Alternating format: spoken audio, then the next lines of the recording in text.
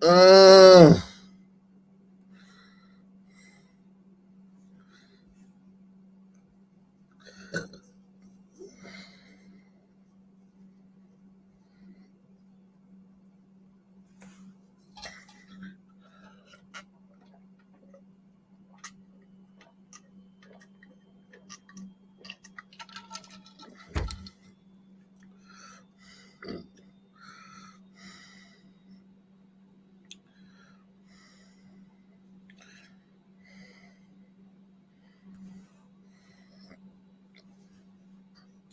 can it be that it was all so simple then? Can it be that it was all so simple then?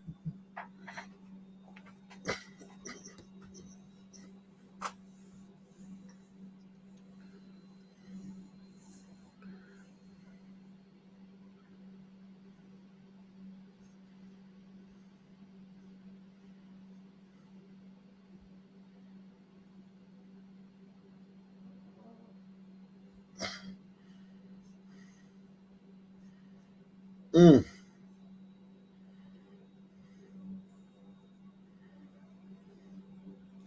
How's everybody doing, man?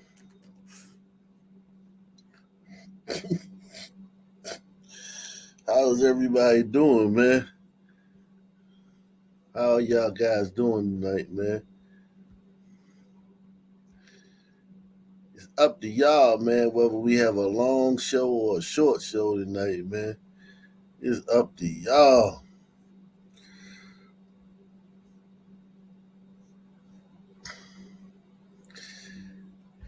It's up to y'all.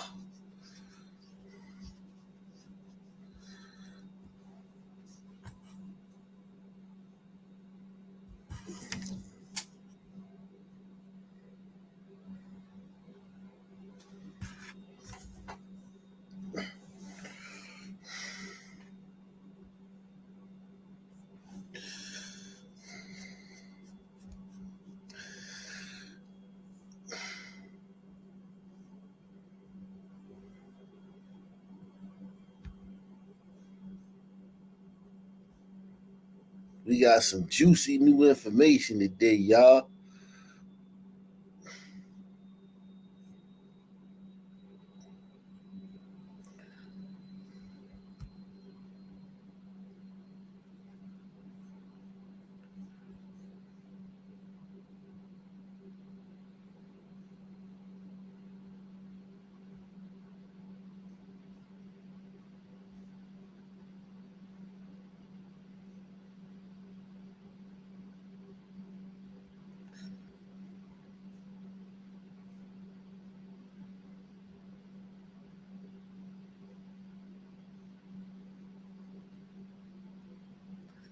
Can it be that it was all so simple then?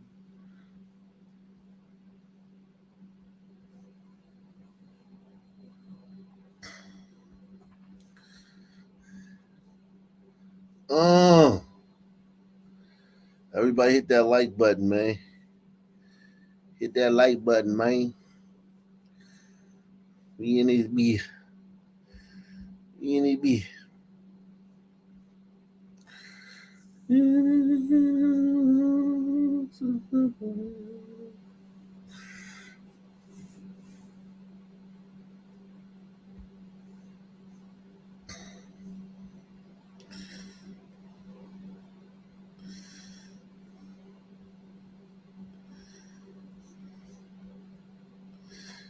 Shout out to my man from across the pond, man.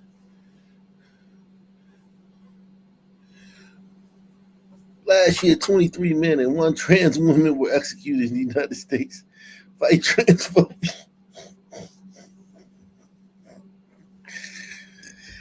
Yeah, man. They being disproportionately executed, man. It's disproportionate, man. It's being disproportionately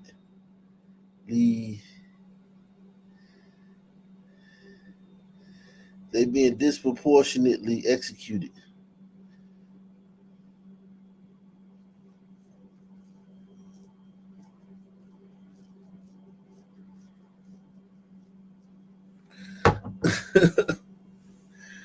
Yeah, women are underrepresented. You for facts, man. We gotta get some more women on that list, man. Let's all get together and try to see if we can get more women on that list, man. Whatever it takes, man. Even if we got even if we gotta frame some women, man, we gotta get them on that list, man.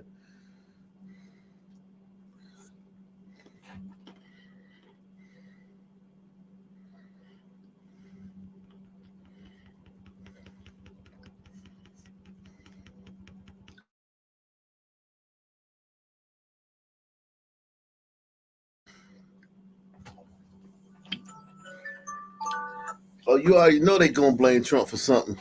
For Diddy, man. They're gonna say why Trump ain't pardon him. If Trump win, they're gonna say Trump should pardon Diddy.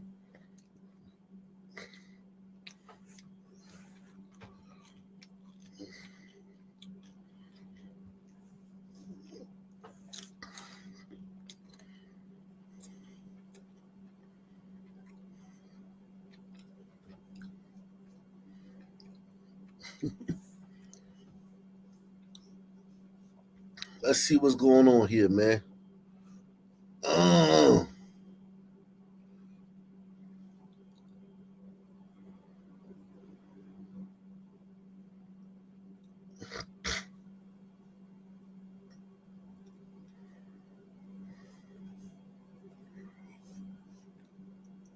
mm.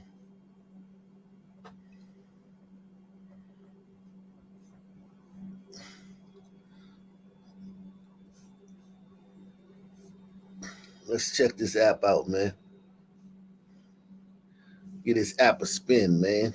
Everyone hit that like button, man.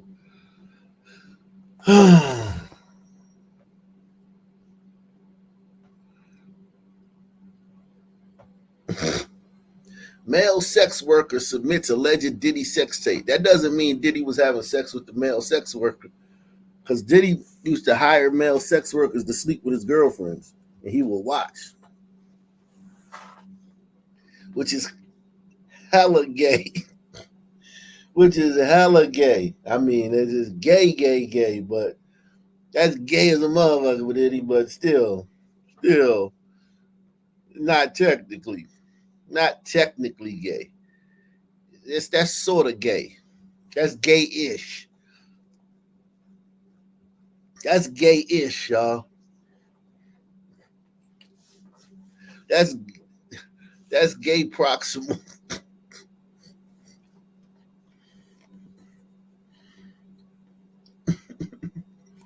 Yeah, he a cuck. He was a cuck. That's exactly what he was. He was into that cuck life, man.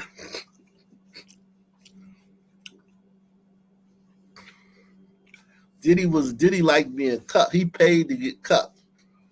Wow, Diddy.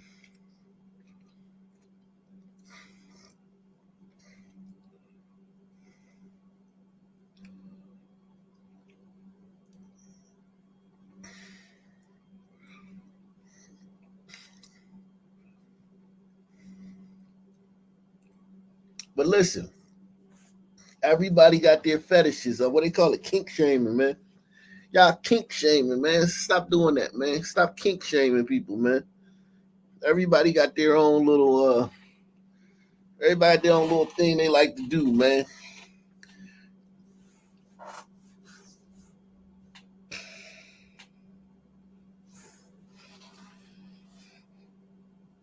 Everybody got their own little thing they like to do.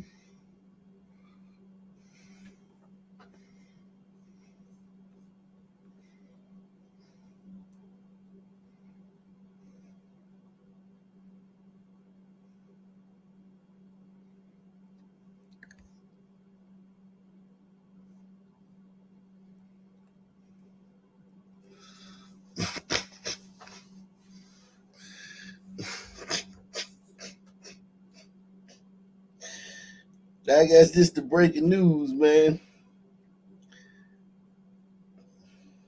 Diddy.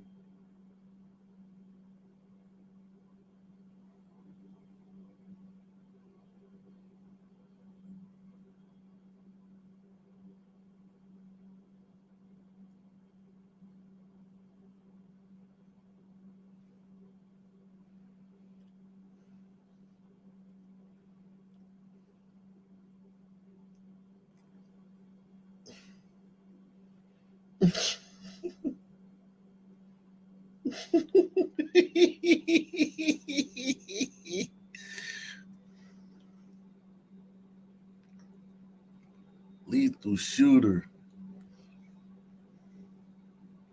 This dude got a mean jump shot, man.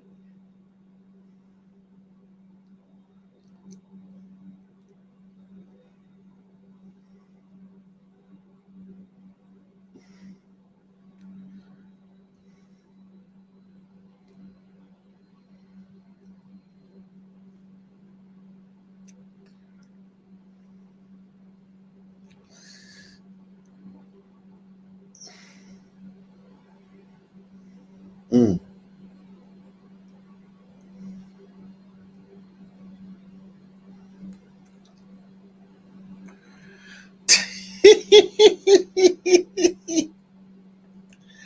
I know a dude used to date her, man. Um, China. What's her name? Black China.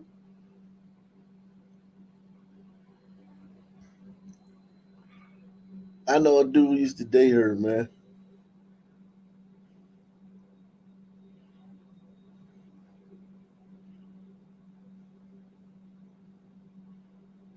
He was a cool nigga though. He was good. He was cool people, bro. When she was nobody.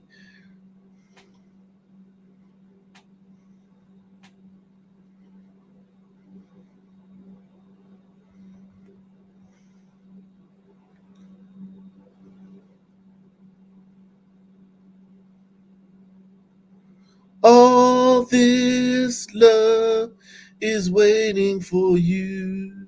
Wow, yeah, I knew this. I saw this the other day. The Bard's a bad motherfucker, boy. That's one bad melungin, man. The Bards, man, he don't get enough credit, man. The Bards don't get enough credit, man. That's the baddest melungin for real. He the baddest melungin in the game. For real. It ain't, I don't even know a badder melungin than Jabbards, man. God damn. Mariah Carey, baby.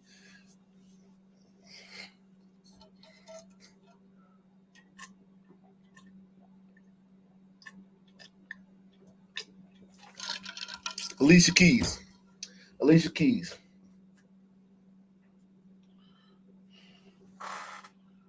Alicia Keys.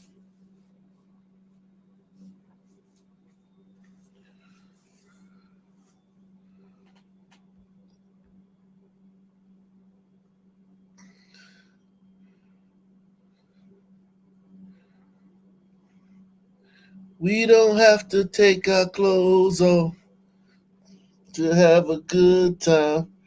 Good time.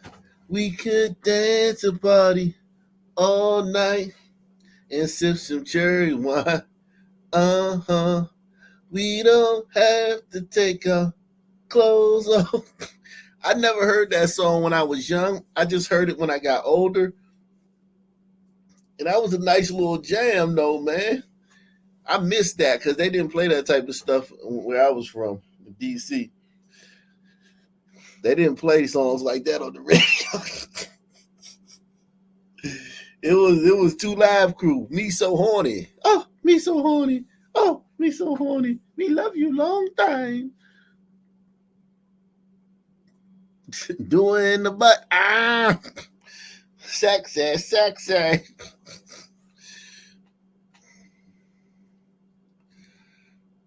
You say he was a dollar store prince? Stop it, man. DeBarge's voice was insane, man. Stop. He ain't no dollar store prince. DeBarge is his own person. Prince is his own person, and DeBarge is he. Nah, Nah, he ain't no dollar store Prince. Prince a bad motherfucker. And he's a bad motherfucker. They both bad motherfuckers. But yeah, if you want to say who's badder, damn, who's badder? I think most people probably say Prince is badder motherfucker. But this dude right here, the Barge, he had the whole family, man. They some bad motherfuckers, man. Who was bigger? Prince. Prince was way bigger. Prince.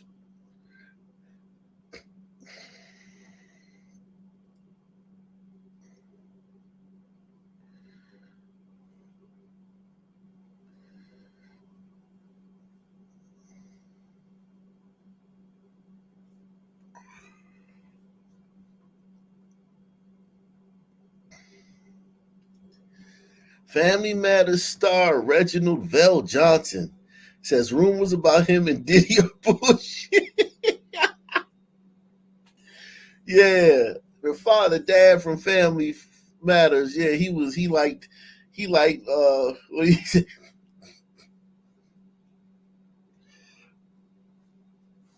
Yeah, man.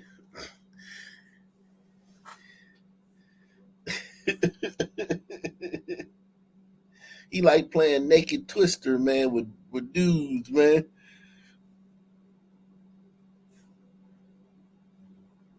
That's crazy. Winslow. We was at the party, and Why niggas just be saying anything on these? I hate these blogs nowadays where everybody just get on there and say anything. Like, yo, yeah, man, I remember I was with so and so and we had some bitches, man. It's like that nigga you talking about got a wife, man. You snitching, man. You ratting. You out here snitching, nigga. Telling all these stories and shit. we just chilling and shit like that. And He me, messed up my childhood when he told me that. everybody know me, right? Right. I'm a goofy nigga. I'm funny and stuff like that. So I hear a nigga just wearing out some shit. I'm like, huh? Like hearing that, I'm like, on 6 who's wearing this bitch out? Right. Nigga, I kick in the door. Poof. Kick in the door. Nigga, I seen Carl Winslow put his Yeah, that's head the up father. on Ain't that the 6 father from like, from Family Matters? yeah. No way. The dad. The dad. Oh, the dad. The dad. The dad. I swear to God, dead homies, neighborhood crib. So when I Wow. seen that, Man. and then So who was piping Carl? Diddy? yeah, Diddy was. So like when Diddy fucked Carl Winslow, we was at the party, and we just chilling and shit like that. This nigga a And liar, He messed up my man. childhood when he told me that. Everybody know me, right? He a notorious liar right there. I can't believe they listen to that guy, man. That's the Good habits lead to success. It's all about making.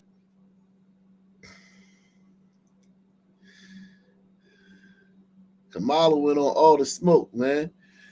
It's the first time she smoked weed since back in the days when she used to smoke weed and listen to Tupac back in the early 80s, man. At Howard University, man.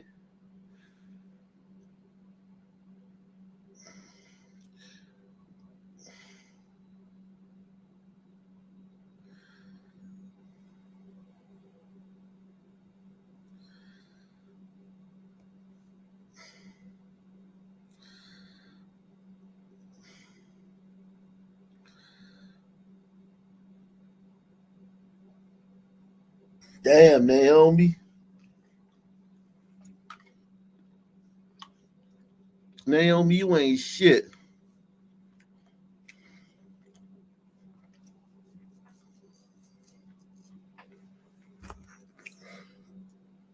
Hit the like button, y'all.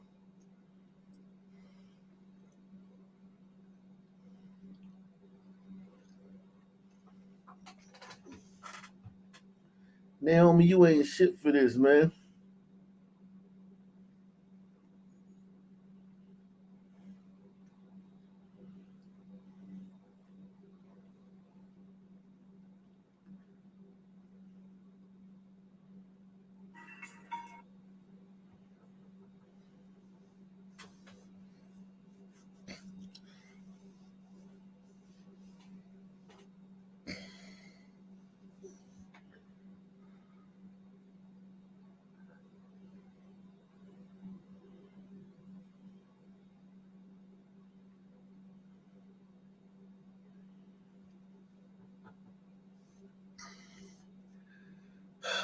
Damn, Naomi. This is a legal lock picking tool designed for locksmiths.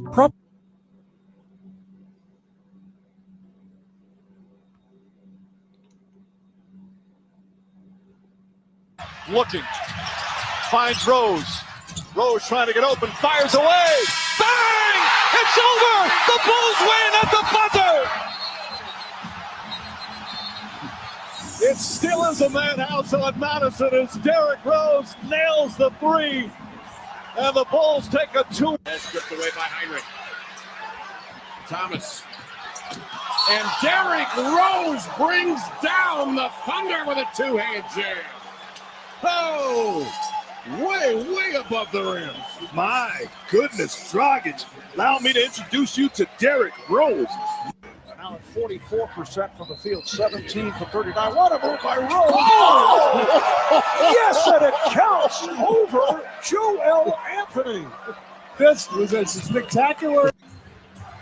You see Delfino comes out, kind of zoned up. He's really guarding Deng, but he's well away from it. Rose crosses over the fadeaway. Let me step back and kiss myself. Oh my gosh, it's over. Windy City Assassin does it again. The Knicks are up. Oh! Derrick Rose with the emphatic stuff. Man, that boy was aggressive, man. Trying to get up ahead of Steen. At the top, to his left, lost his dribble, got it back. Joe King, Rose for three. Boom! Big time players make big time plays. 109 at the buzzer. Here comes Rose, trying to get up. You got to get something here. That's Deng on the left side. Rose way up. Rocks it in Atlanta. Derrick Rose. Oh my.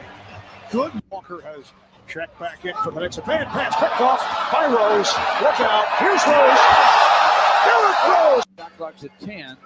About 5-second difference. Shot clock to game clock. Now the clock's at 5. Inside. Oh, another turnover.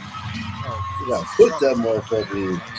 Stop it! I want to go higher. That's what I'm talking about right there. That's your point guard, Neil Funk, going upstairs to get that ball. That motherfucker was aggressive, man. Today, a grand jury has indicted Adriana.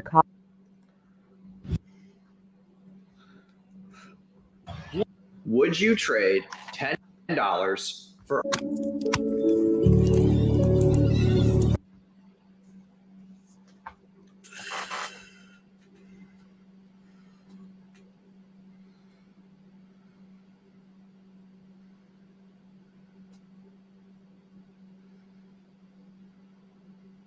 This video.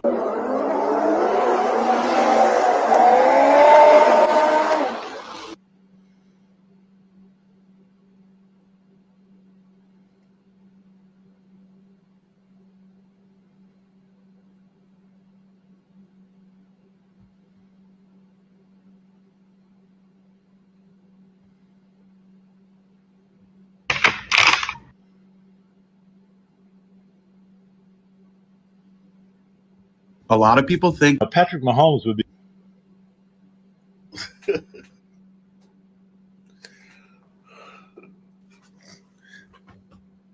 Yeah, we covered Young Dolph's murder, man. It was a lot of shocking revelations, man. The dude's gotten $800 for killing Young Dolph. They were supposed to get $40,000 a piece.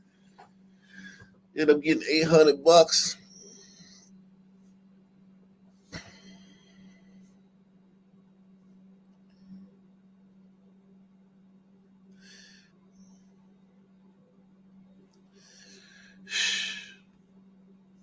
It don't even matter, even if they would have got the 40,000, man. Arthur's season ended well, and he has high hopes to play for the varsity next year.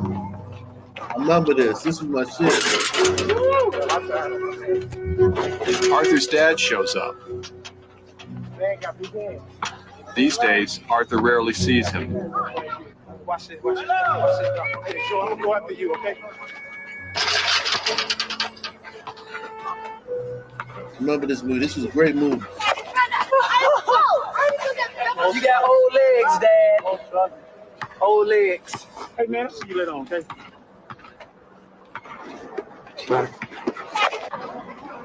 Increasingly, this playground court has become a place to buy and sell drugs.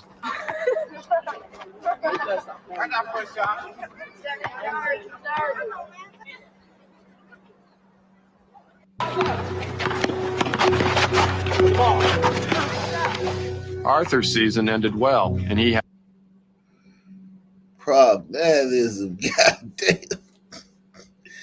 That nigga is prognatic, man. Jesus Christ. Jeez.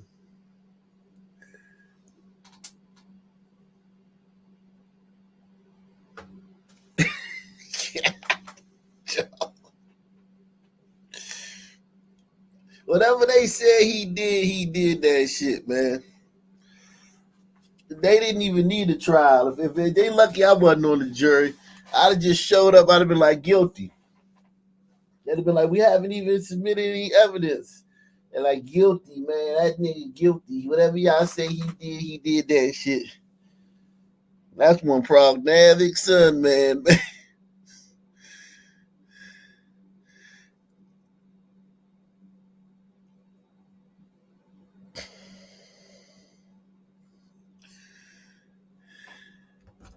Jeez.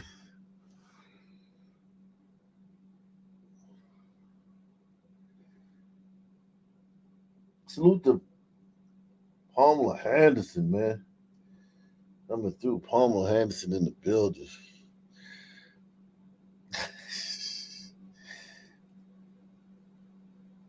That dude prognatic. Jeez. Yeah. Joe.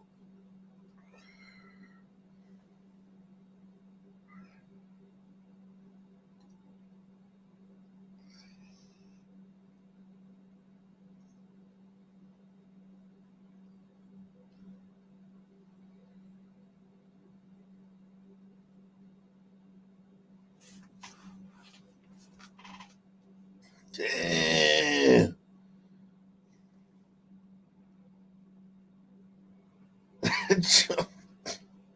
He don't have no frontal lobe, man. His frontal lobe is empty, man.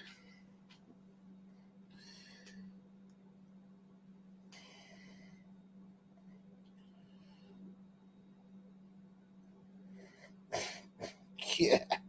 So.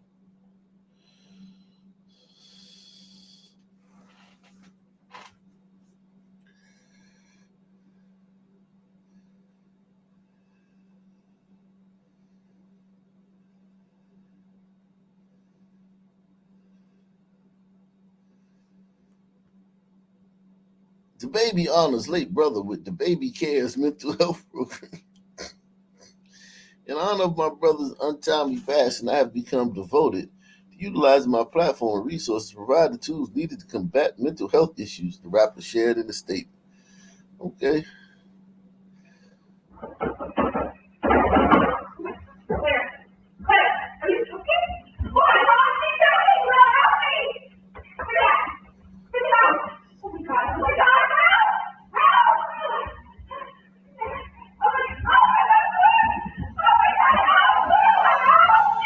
Call 911. Hi, my name is Captain Josh Afram. Our mission is to eradicate choke.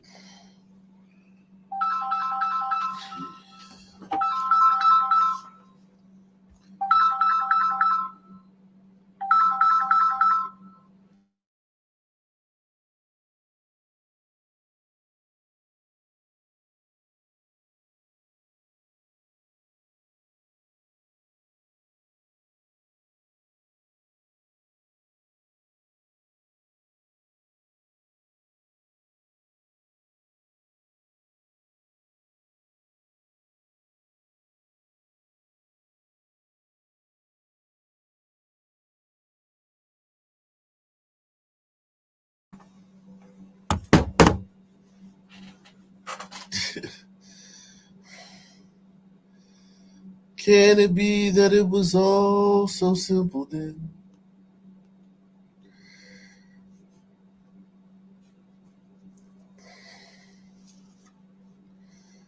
Who are these people? That's Nas, Tretch. I don't know who that other person is, man. AZ.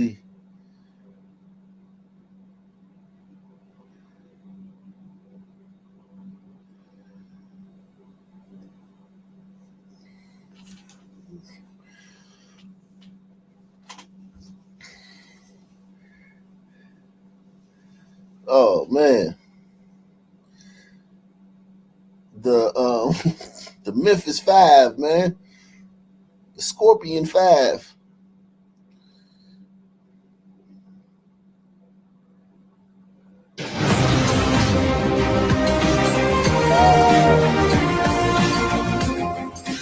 Wow.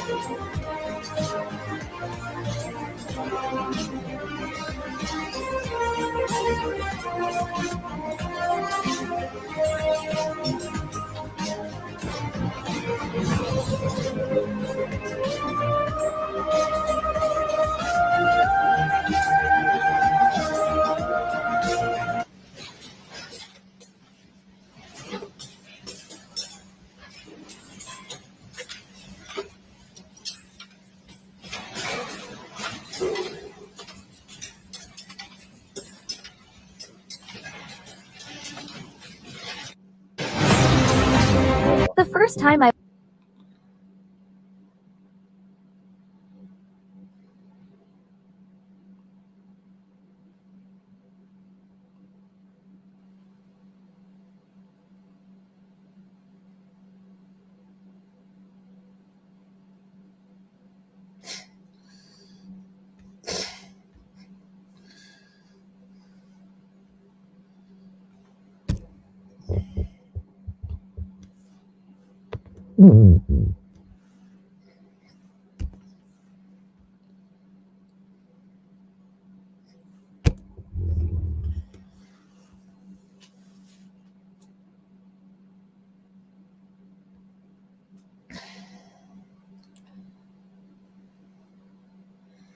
Wow, man, the first black deaf boy to win a yeah, that's a lot of firsts right there, man.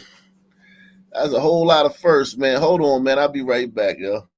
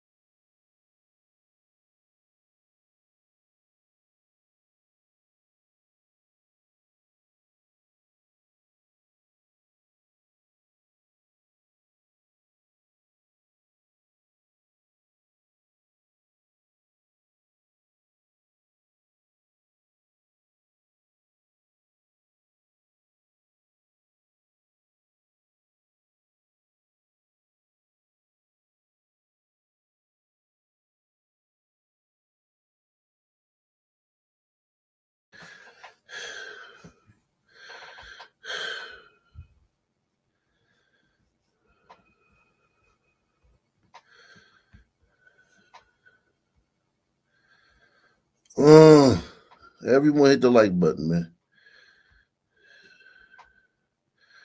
Let's go ahead and knock this out, get this out the way, man. So everybody out to the historic indictment get your rest tonight, man. It's Mayor Adams. Tomorrow he's expected to appear in court on federal charges. This comes as Governor Hochul says she has read the indictment against him and calls it disturbing, adding that she expects the mayor to take the next few days to review the situation and find an appropriate path forward. If he's convicted on all the charges, he could face up to 45 years in. Holy shit.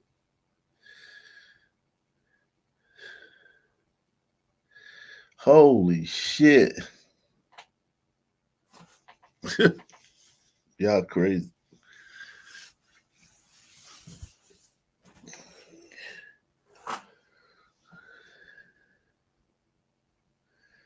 Holy shit.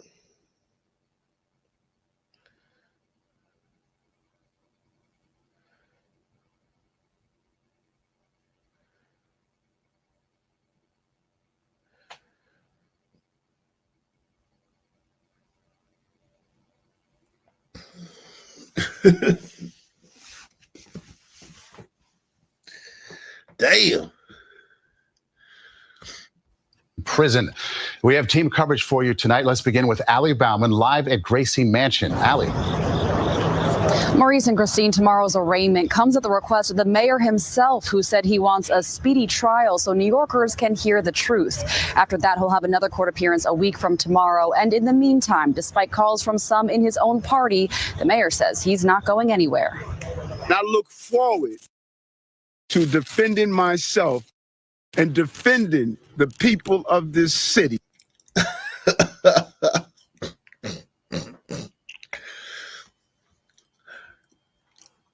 If this wasn't going on, he wouldn't be caught dead with these niggas. Press 1.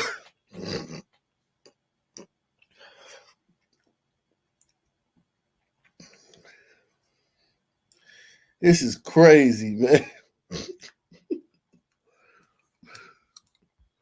Mayor Eric Adams defiant in the face of 5 federal charges, including bribery, fraud, and soliciting illegal foreign campaign donations. These are bright red lines, and we allege that the mayor crossed them again and again for years. The 57-page Man, that's the same dude that went after Diddy, man. His hands full, man. Pause, no homo. But his hands is full, man. He got to take down Diddy, the mayor, the unofficial mayor of the city, and Eric Adams, the official mayor of the city. That's crazy, man. You got your work cut out, man. Lines. And we allege that the mayor crossed them again and again for years. The 57-page indictment unsealed Thursday alleges for nearly a decade, starting when he was Brooklyn Borough president, Adams sought and accepted more than $100,000 in travel benefits from foreign businessmen and at least one Turkish government official. Luxury hotel suites, business class flights around the world, a boat tour, and even a Turkish bath gifted to Adams, federal prosecutors allege, without him publicly disclosing any of them, as is required by law. Those were upgrades on airlines with open seats. That's what airlines do. They do it every day. These upgrades and freebies were not part of some frequent flyer or loyalty program available to the general public. As we allege, this was a multi-year scheme to buy favor with a single New York City politician on the rise, Eric Adams. Prosecutors claim Adams also accepted illegal campaign contributions from Turkish straw donors or third parties, which multiplied by public matching funds reaped $10 million from taxpayer money for his 2021 mayoral campaign. And in return, the indictment alleges Adams repaid his Turkish donors by pressuring the New York City Fire Department in 2021 to allow a new high-rise Turkish consular building to open in Midtown, even though the FDNY had safety concerns. Resign! Resign! The mayor was met by protesters outside Gracie Mansion Thursday morning as he defended him. Hold on, isn't that Black Lives Matter dude? Hawk Newsom? And civic leaders. Everyone that knows me outside Gracie Mansion Thursday morning as he defended himself open in Midtown, even though the FDNY had safety concerns. Resign! Yeah, that's it. Oh, he with a different group today. This is his backup job, man.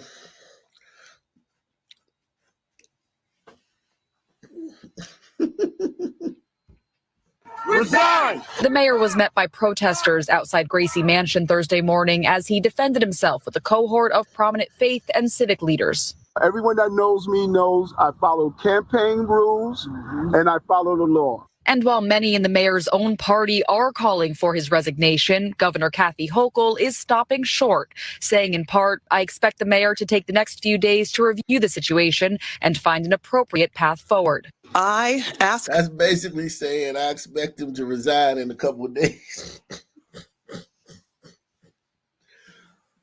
She like, man, look, man, I ain't gonna go like AOC and just tell you to kick rocks, but you need to resign in a couple of days, man. Word to your mother, man. The next few days to review the situation and find an appropriate path forward. I ask the mayor to seriously and honestly consider whether full attention can be given to our deserving New Yorkers. I mean, resign too, man. Salute to Destra. Becoming a member, man. And the indictment alleges even... Yo, everybody hit the like button, man. Hit the like button. If y'all boycotting the $5 pledge, y'all gotta hit the like button, man. I mean, that's impossible, man. We can't. It's gonna be hard to move forward if we can't at least hit the like button, so we can at least get some more, get in the algorithm, man, and get some more people up in here, man. Man. Know what I'm saying, man? And shit.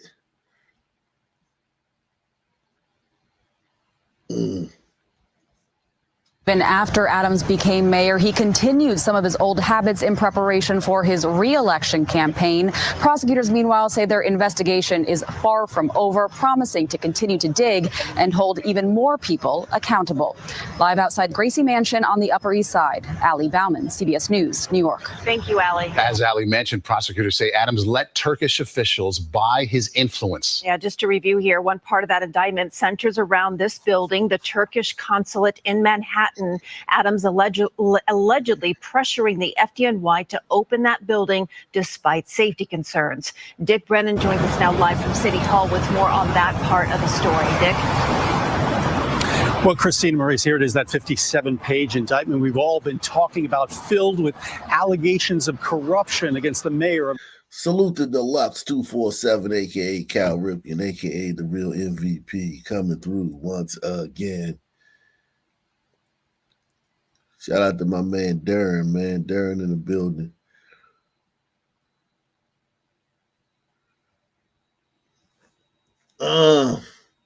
Salute to you, man. Let me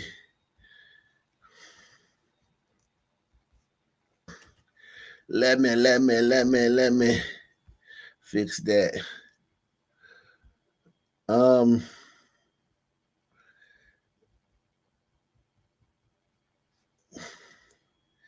He's in a whole lot of trouble, man. That's all I can say, man. He's in a whole lot of trouble. One thing for sure, he ain't gonna be the mayor no more. Regardless of what happened with the case, man, he done as the mayor. He can resign or he can try to stay in there. It don't matter. He done. Of the city of New York. But the big question is, does this add up to a conviction? The U.S. attorney says Eric Adams was being showered with gifts, some $100,000 in travel benefits from officials in Turkey, and in exchange, even pressured to get a consulate open before it was ready. He intervened in the New York City Fire Department's inspection process for a building owned and operated by the Turkish government. allowing it to open even though it had not passed the fire inspection. The 35-story consulate stands across the street from the United Nations headquarters. It's common that the fire department is actually, in some cases, the last agency to do final inspections of the building before it opens. And of course, all the pressure of opening falls on the fire department. Fire protection engineer Glenn Corbett says some buildings can open with outstanding issues, but only if they're not major ones. At the end of the day, the fire department has that responsibility of making sure that if they do allow the building to open with, for example, a temporary C of O, that there's a fundamental, acceptable level of fire protection in the building. Adams now has to defend himself against charges of bribery and soliciting illegal campaign contributions. He allegedly took steps to conceal those illegal contributions and personal benefits and involved city employees and campaign staff in that concealment. Are these cases hard to prove? These cases are extremely hard to prove.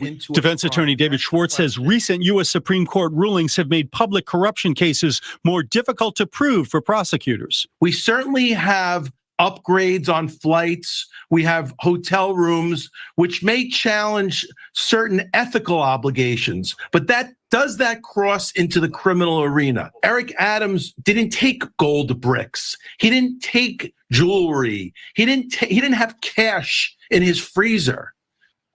So this is a shakedown. They basically nickel and diming him. They This is kind of like how in football, right? On football, there's holding on every play. Somebody is holding somebody on every play. But the officials pick and choose when they want to call it. And they can control the game like that. Like, if you break a long run for a touchdown, they could just be like, all right, holding. Or you could break a long run for a touchdown and they could not call the holding. They can do whatever they want because these things are happening on every play. You got 22 guys out there. Somebody's holding somebody on every play. So basically, that's what they're doing here. Everybody's doing this shit, and they just going after him this time. It's his turn. He didn't have cash in his freezer. This is a campaign that was benefiting. Now, the mayor says he's going to leave his legal case up to his lawyers to run. In the meantime, he says he will continue to run the city of New York. We're live at City Hall. Dick Brennan, CBS News, New York. Dick, thank you. Now, if the mayor does leave office, the next in line of succession is the public advocate, currently held by Jumaane Williams. After Williams, the position of mayor would go to Controller Brad Lander. Oh, God, no, man. We don't want Jumaane, man. Don't resign, man. Don't resign, Eric, man. I don't know if we have a Jumaane in the building, man. Man, Jumaane, man. Nah, man. We ain't ready for that, man. A special election would have to be held within 80 days. And in an interview today, Williams called it a painful time for the city and said the goal now is to restore public trust. Mayor just needs to ask himself the question of, can you continue to govern and shit, you know what I'm saying? You know what I'm saying? While I grab my dick and shit, you feel me? You feel me? Cuz, you know what I'm saying? Yo, word to the mother, yo. The man need to figure out, yo, word is bond. Is he going to stay in there? Or, you know what I'm saying? You know what I'm saying? Facts. Real talk. Nah, we good, man. We good, man. We good, homie. Is to restore public trust. Mayor just needs to ask himself the question of, can you continue to govern and can you help restore trust? And I want to make sure that in any eventuality, New Yorkers know that government is going to continue to work. Williams also stressed the presumption of innocence in Adams' legal process and said that he hopes the mayor is doing a lot of soul searching. The indictment against Eric Adams is historic. He's the first sitting mayor here to face criminal charges. 2 other mayors have resigned. In 1932, Mayor Jimmy Walker stepped down amid a corruption scandal. And in 1950, Mayor William O'Dwyer resigned after getting caught up in a police scandal. But City Hall being hit with scandal is nothing new. Pretty much every mayor or every mayoral administration since the Koch administration has been under investigation in one way or another. It really remains to be seen where the mayor goes from here and where the city goes from here. Adams has spent decades. Didn't de Blasio's wife steal like $1 billion, man? That's crazy. That's what I'm saying. They pick and choose, man. De Blasio wife. She stole. I can't even remember how much money it was. It was so crazy. The amount was so crazy that it was just like, nah, man. As a public figure. Before being elected mayor, he was an outspoken NYPD officer, a state senator, and also Brooklyn Borough president. And while there is mounting pressure for him to step down, Alicia Reed reports he is getting support from some Brooklyn voters. As a federal investigation heated up, New York City Mayor Eric Adams visited 2 Brooklyn churches in recent weeks. Pastors. So he going to the church. So, man, you couldn't find this nigga in the church the last 3 years, man, and all of a sudden he going to church. That's a typical son man for you, man. I'm the same way, man. Shit hit the fan, we going to church, man.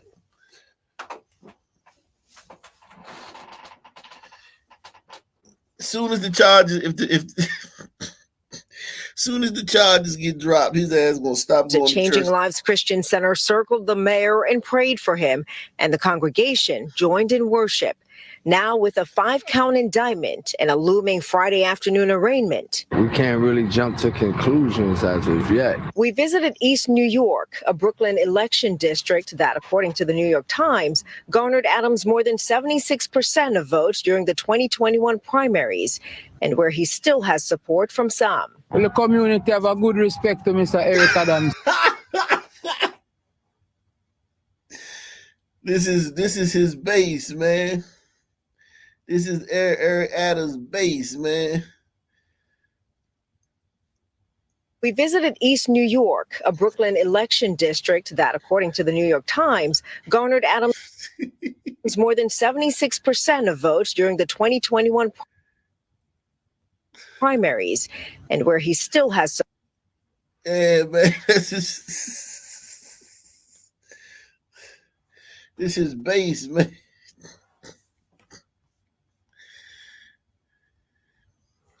Salute to Twisted 10, man. He says the day Adams spoke out against illegal immigrants in New York, his fate was sealed. I heard a lot of people saying that, but did he do any legislation against it? Did he do anything to like stop it? Because I mean, just speaking about it, I don't know if that's enough to get him there. I mean, I think he would have to like try to push some legislation or something like that, or try to executive order some shit. I don't know, but I do remember when he said that. But he's a politician, man. He could be saying that and then still be behind closed doors, be pushing for immigration. Support from some. Well, the community have a good respect to Mr. Eric Adams. At the end of the day, he will have to answer a lot of questions.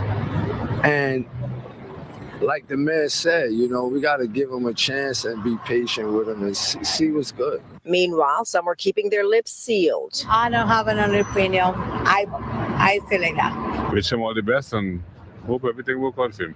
Others say let the bribery and fraud corruption charges play out in the judicial system as the former NYPD captain, borough president, and state senator maintains his innocence. From a cop, you know the rules. I believe he go through the system. They try and make anybody else. And if they found them guilty, then I'm not gonna see guilty when we hear the truth. Supporters continue to stand behind Mayor Adams and the charges he's facing. But when it comes down to getting his job done, there's growing pressure for him to step down. The confidence that people have in the hall is deeply important. And we want folks that are going to be able to do their job, to keep us safe, make sure the schools are running well, make sure our trash is getting picked up. And those are things people worry about. We don't know if the mayor can fulfill those duties, considering that he's going to have to expend a lot of energy and effort and resources in protecting himself. In Flatbush, Alicia Reed, CBS News. Damn. It's cracking in New York. God, Diddy. Man, Eric Adams, man. It's cracking.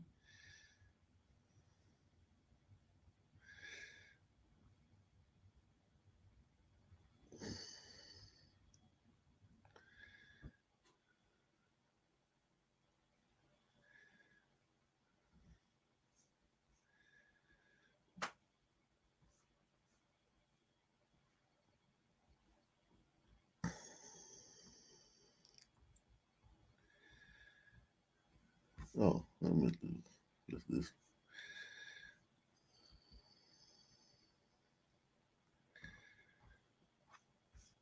Let's go ahead and do this Roland Martin story, man. Shout out to Twisted 10, man.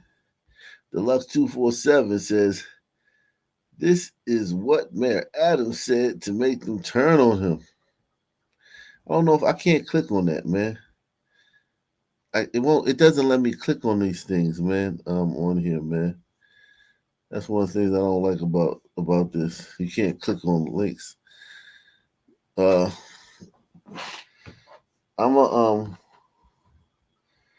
just punch it in here, man.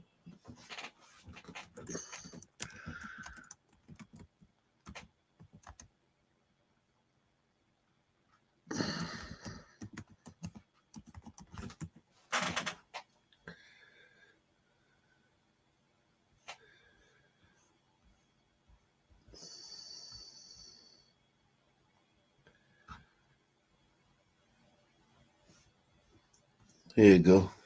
New York City Mayor Eric Adams has been looking for solutions as an increasing number of migrants come to the Big Apple. Even down the block from CBS News Broadcast Center, a group of asylum seekers has refused to move from tents outside of a hotel to a facility in Brooklyn. CBS News' Ed O'Keefe sat down with Mayor Adams and asked what needs to change on immigration policy. We need someone specifically assigned to the decompression strategy so that we're not having governors on both sides of the aisle sent to certain cities. If we do a proper decompression strategy, then all of the country would absorb a smaller amount, and we won't look like what we're doing now. Over 47,000 migrants are here in our city, need care, when we're already dealing with a very real issue after the pandemic hit this city and country. Ed O'Keefe joins me now for more. Ed, what's a decompression strategy? And on immigration, what else does the mayor think that President Biden should be doing, or what's his opinion of how the president's handling this issue? Yeah, good to be with you, John. First of all, he later clarified it was 43,000 migrants have been sent here to New York in recent months, and his office is anticipating that in the next fiscal year, it's going to cost this city at least $2.8 billion to clothe, house, educate, and care for these migrants, unless the federal government provides more assistance. And that is what he's seeking from the president, telling me that he did speak a little bit earlier today when the president was here for an unrelated event about immigration. He was somewhat critical about how the president's handling this. Take a look. Well, number one, he's continuously pushing the Republicans to state we need a comprehensive immigration reform. That is the heart of the problem. That is the fire prevention. What we're not getting right is the fire right now. When my house is burning, I like to say, don't tell me about fire prevention tactics. We got to put out the fire. Spoken like a former New York Police Department captain, which is what he was. And the mayor campaigned on supporting the police. So what is he saying now in the aftermath of Tyree Nicholas's death? Oh Right, my God. Who gives a fuck what he thinks about Tyree Nichols' death? Fuck gives a fuck what Eric Adams think about it. Is he the mayor of Memphis? No. What the fuck are you talking about?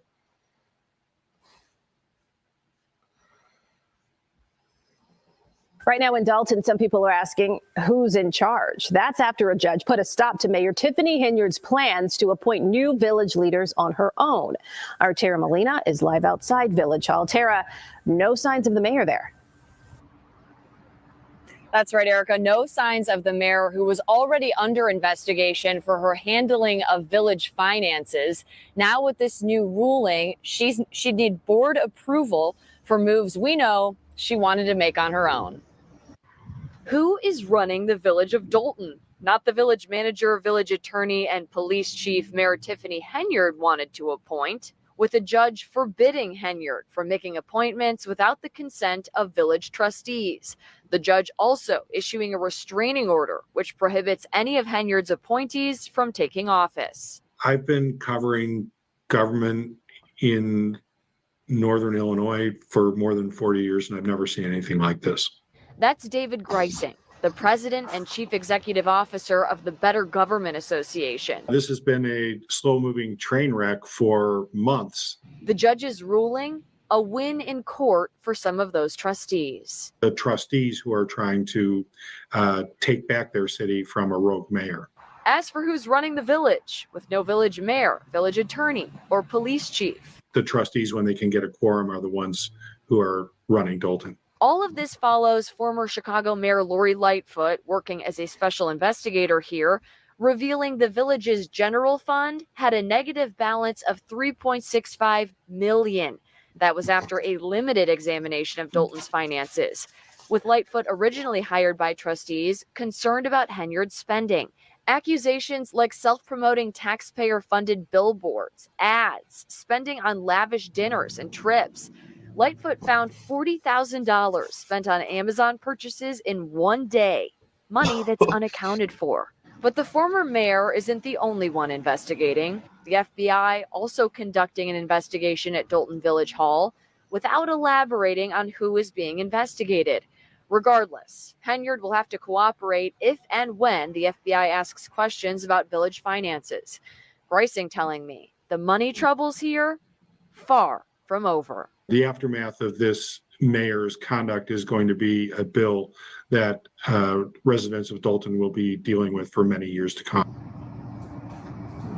I reached out to all of the village's trustees in reporting this story here today. So far, we haven't heard back from any of them.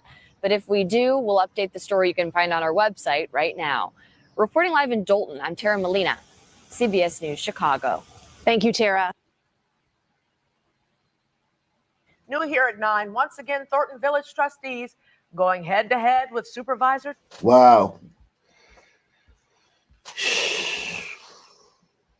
Salute to Charles. He said Eric Adams crossed the gun line, boss. Salute to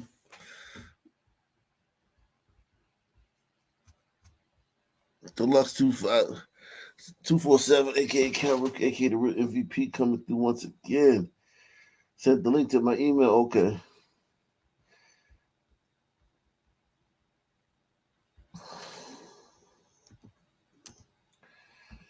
Oh.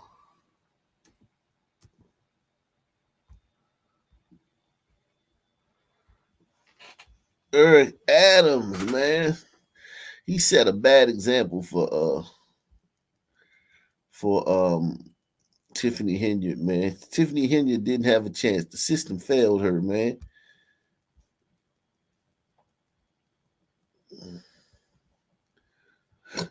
The system really failed her. She didn't have a chance.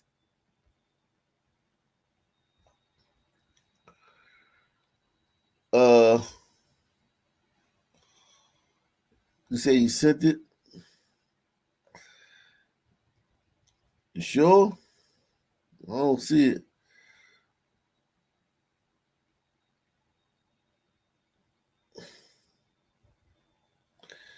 I don't see it, man. Yeah, man, I don't see it, bro.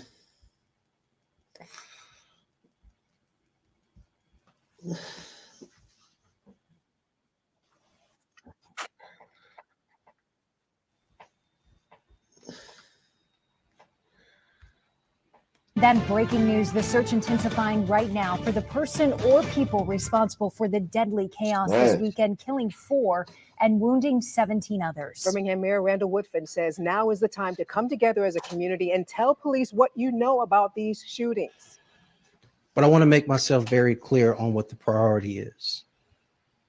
It is to hunt down, capture, arrest, and convict the people who are responsible for this mass shooting.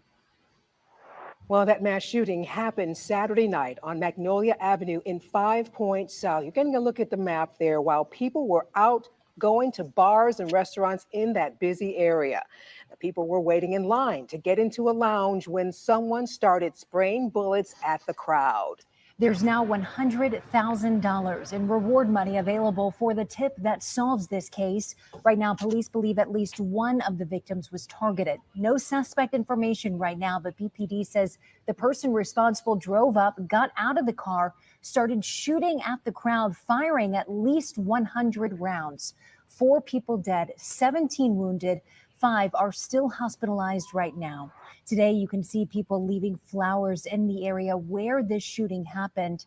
Some holding a vigil last night, remembering the lives lost and those changed forever. Well, now to what we know and the newest information about the investigation. Birmingham police say they're getting closer now to finding the person or people responsible. We know federal authorities are assisting with more agents joining the investigation today. Your reporter, Tristan Ruppert, getting answers from police about how critical witnesses are in this case, Tristan.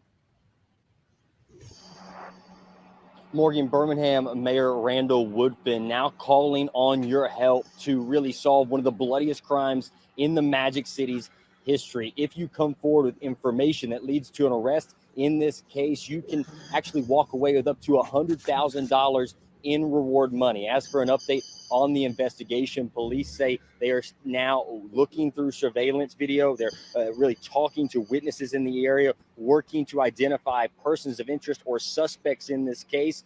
At this time, they could not share a motive, just telling us at the moment they know at least one victim was targeted.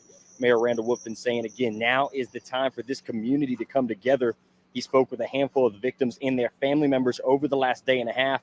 One mother already asking the mayor if there was counseling available for her daughter after witnessing all the chaos.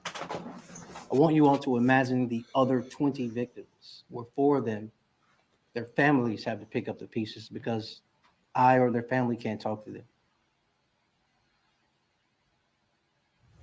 And I was told that 50 tips had already been delivered to Crime Stoppers. Obviously, people want justice in this case, but as of just an hour ago after that press conference, that number has already increased to 80. So again, another example of just how badly people here in the Magic City want justice for all those that were impacted over the week. And we'll, of course, have more on the story at 5 and 6. Your reporter in Birmingham, Tristan Ruppert, WBRC 6 News.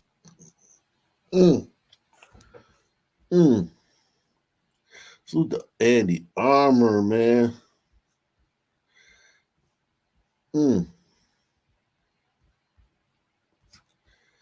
Wow.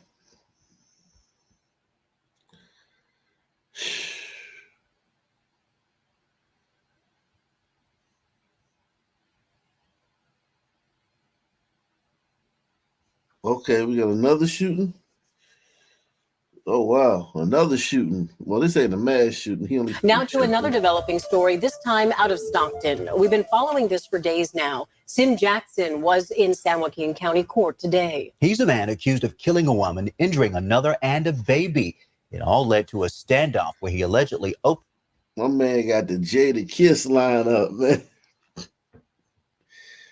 God damn, bro. If that's your lineup, man, you need to just go ahead and wear a bald head, man. Shave that shit off. Nah, bro, that ain't it, bro. Opened fire at officers. ABC 10's Devin Truby was in court today when Jackson had an outburst. Devin, tell us what happened.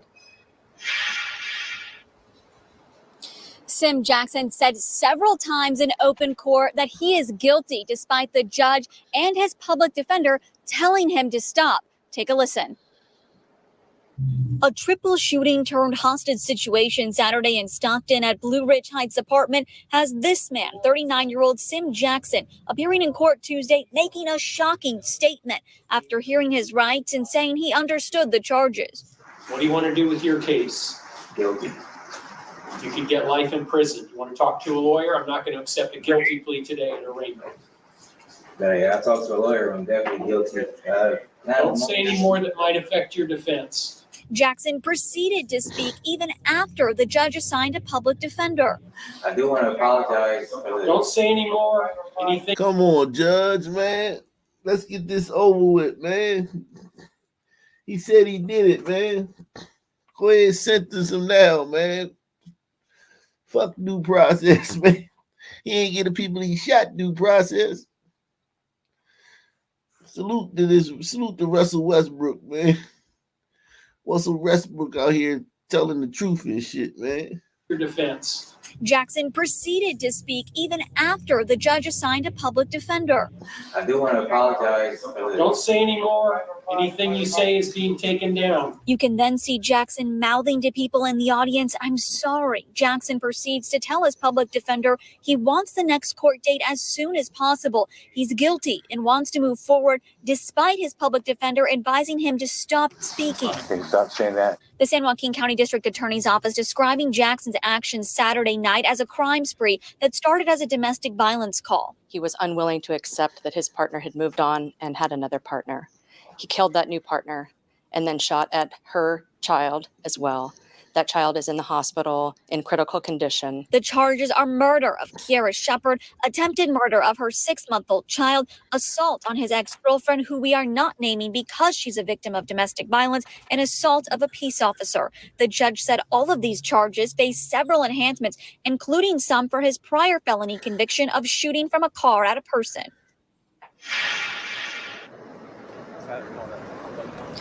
This case has so much attention that 5 members of the Stockton Police Department were also there in court today.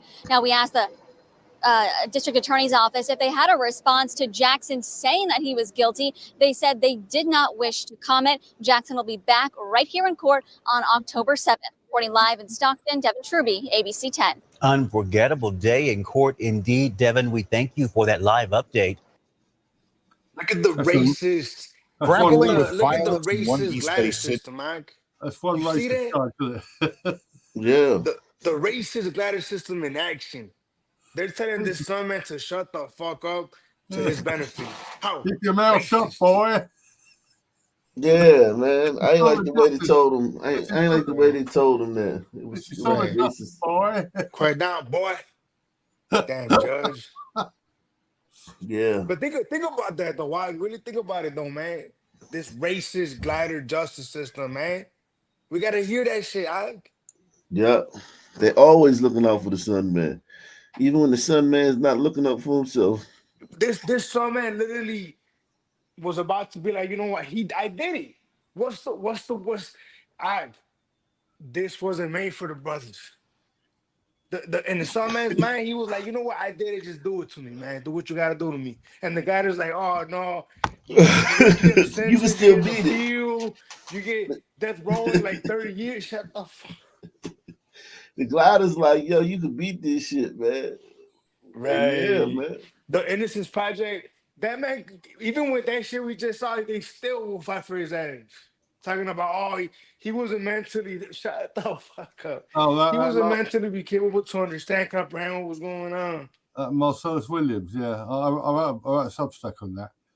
He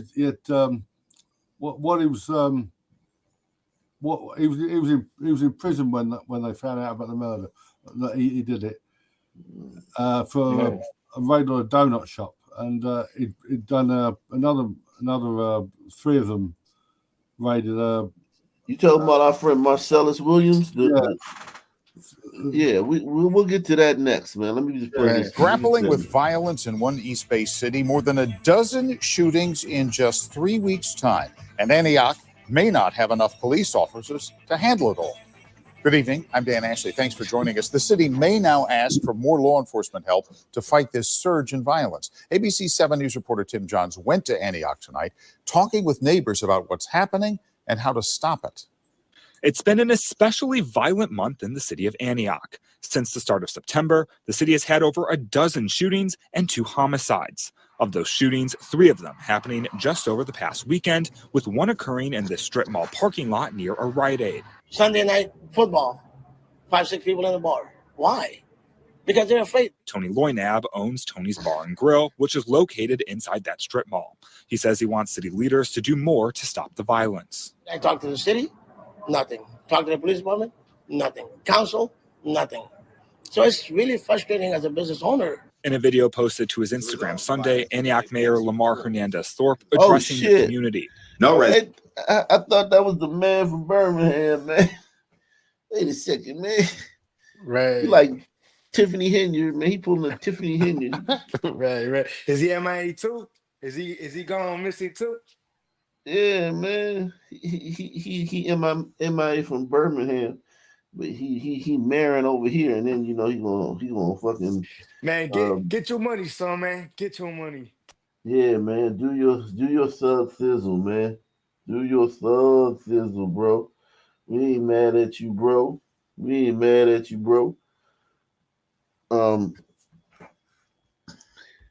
President should live in fear. Absolutely no one, especially in the city of Antioch. In a statement sent to ABC 7 News Monday, the mayor's office saying, quote, Mayor Thorpe is working closely with the Antioch Police Department to continue increasing police presence within the 2 blocks that are at the heart of the recent crime activity. If necessary, the mayor is considering requesting mutual aid from neighboring cities to add even more police officers on the ground. Welcome news to Antioch business owner Barney Race. Race points to East Palo Alto as an example of another Bay Area city that once had notorious crime problems, but was ultimately able to reduce the violence. Earlier this year, the Peninsula City made headlines after it recorded 0 homicides for all of 2023. Look what they did in EPA back when EPA was like the murder capital of the world. They brought in all these people, and now it's like one of the safest communities. Antioch police say while some of the shootings may be gang-related, they don't believe all of them are connected. No matter who is responsible, Tony Loynab says he just wants it to finally stop so people can enjoy the city he loves. And it's frustrating because we come in trying to build a city. I've been in this town since '98. The mayor says he's also working with other local and faith leaders in the city to try and come up with community-led solutions. In Antioch, Tim Johns, ABC 7 News. And I never heard of Antioch. Where is it in like Northern Cali or something? Yeah, this would be like Bay Area. Oh, the Bay. Okay. Sounds dangerous. Oh yeah. I hadn't heard of it either till recently, man. Yeah. Yo, I wanted to ask you, man. I'm kind of worried about the brothers, right? Because I haven't heard of them killing any glitter queens as of late. I hope everything is all right, Kind of out of character. Hey man, we just recharging our battery, man. Don't worry, man. Yo, but then I saw a video of some Sun teams robbing a elderly tiger lady, so I was like, oh, okay, everything's okay. Everything's as is. Yeah, man. Yeah, we got it, man. We good, man. We got everything under control, man. Robberies will be commencing soon, man. We'll have some fresh robberies for you next week, man. Yeah, so this is and I gotta throw it real quick. I gotta throw it in there for the whole tabs. I gotta re-up. The Umbritos do it too, man. Oh yeah. This is our friend Marcellus Williams, the son man who was sadly and unfortunately taken away from us a few days ago, man, because of the evil racist white governor, man. Rest in power, baby. Man. Rest in power, brother. Yeah, man. So these are some new facts about the case where everybody. He was the ancestors now. Yeah, everybody's saying he was innocent, and it was so wrong that they executed him, and it was racial. This is what he ended up. This is what he did. Williams has a robust criminal history, including 15 felony convictions, in addition to the offense related to Miss Gale's murder. So coming into that murder, He had 14 felony convictions, not charges, but convictions. He was convicted for felonies 14 times. Wow. He 2 robberies, 2 armed criminal actions, 2 assaults, 4 burglaries, and 3 times for stealing. And then, hold on. 14 Hold on, felonies. 14 felonies. Yeah. And stealing. Donald Trump's got 32. Yeah. And stealing a motor vehicle and unlawful use of a weapon, which is all consistent with entering the home of and attacking Miss Gale and taking her items. Williams confessed the murder to his girlfriend soon after committing his horrific crime. Once his girlfriend found Miss Gale's purse in Williams' car, but he also threatened to kill her and her family if she told anyone. Readily explaining why his girlfriend did not approach law enforcement until Williams was in custody. Okay, so the girlfriend never requested the reward for information about Mrs. Gale's murder, despite claims that she was only interested in money. So she didn't get a reward. Because that's what the Innocence Project is saying. It's saying she just was money grubbing. You know what? Something for me ain't adding up. He don't have no charges for like possession of narcotics. Kind of odd, you know. Maybe he was set up, you know. Right. That's what they do, man.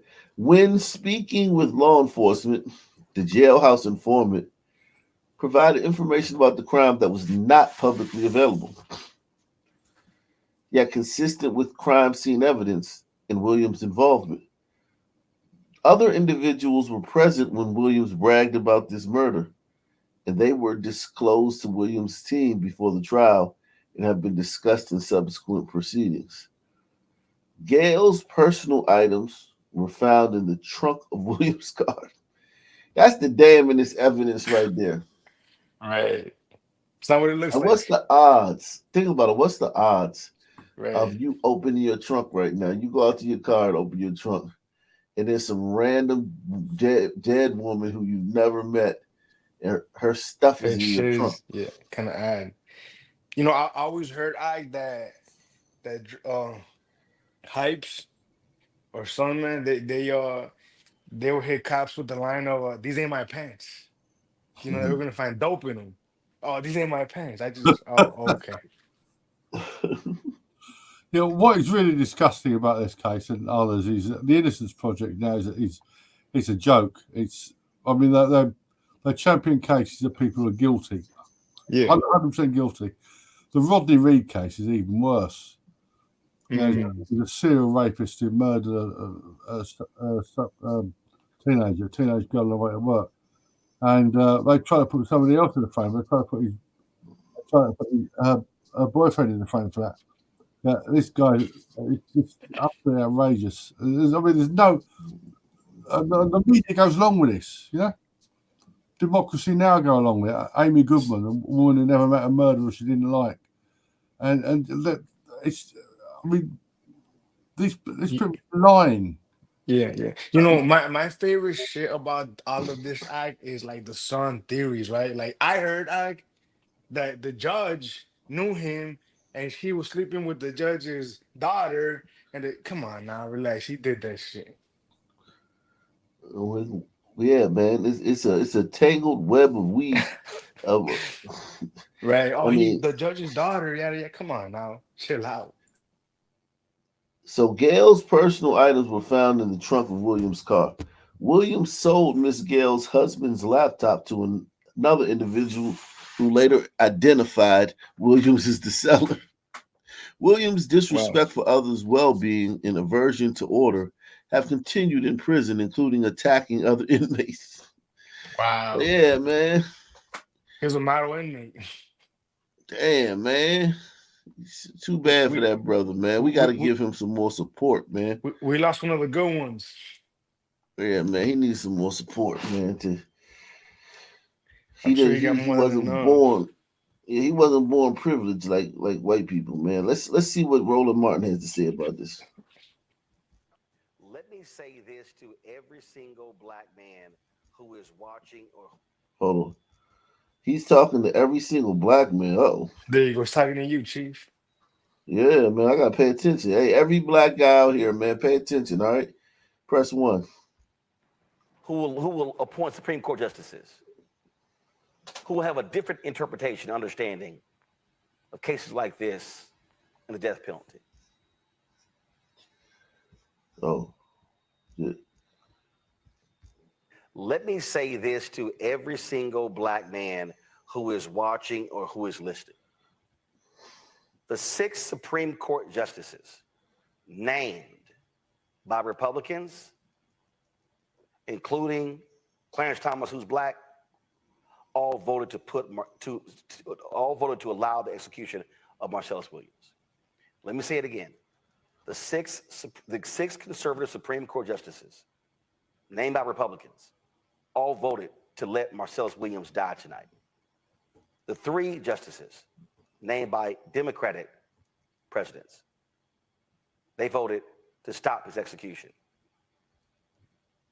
Every black man who's considering voting for Trump, or who is choosing to sit the election out, or who is saying, hey, I can't vote for a woman, understand this could be you. Mm-hmm. It could be your daddy. It could be your brother. It could be your uncle. It could be your cousin. Could have been me. Your neighbor. It could be your homeboy. It could be your fraternity brother. It could be your church member. This is real.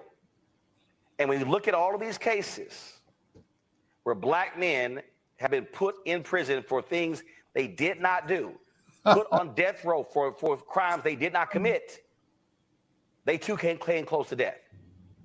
So do understand, the next president could very well appoint 1 or 2 Supreme Court justices. So black men, you must ask yourself the question, do you want to see Donald Trump back in the Oval Office appointing hardcore, right-wing, likely white Supreme Court justices who will allow innocent people to be killed via execution?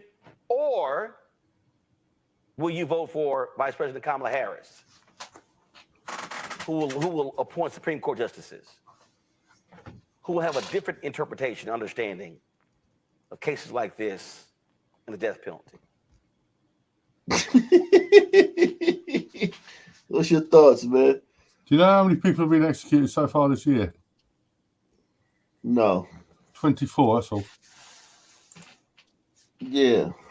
Yo, I don't think you was paying attention, Chief. I don't think you're giving it the due. It's just due. What do you think about it? What are your all male black man? All male. White, Hispanic, black, white, Hispanic, white, black, Native American, white, black, white, black, white. I mean, no women at all. That's terribly sexist. We should execute a few women murderers, shouldn't we? Yeah, man. Let's check out start with Linda Carty. Huh? Start with Linda Carty, who's been on death row since 2002. Oh. Yo, not to be random, but did you hear what Cardi B said about dude from the Dice game? Damn. No, what she say? Supposedly she told, I don't know who's who, right? I think Offset is your guy. Offset is the one who's alive. Takeoff is the one who died that night. She pretty much said that she was fucking Takeoff.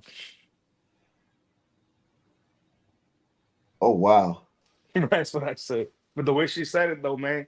Hey, hell have no fury, right? Like a woman scorned. Wow. That's insane.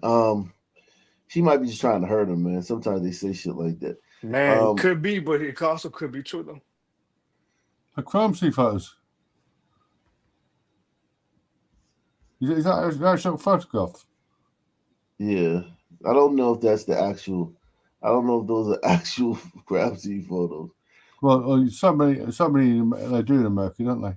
You wouldn't have that here, but you do there.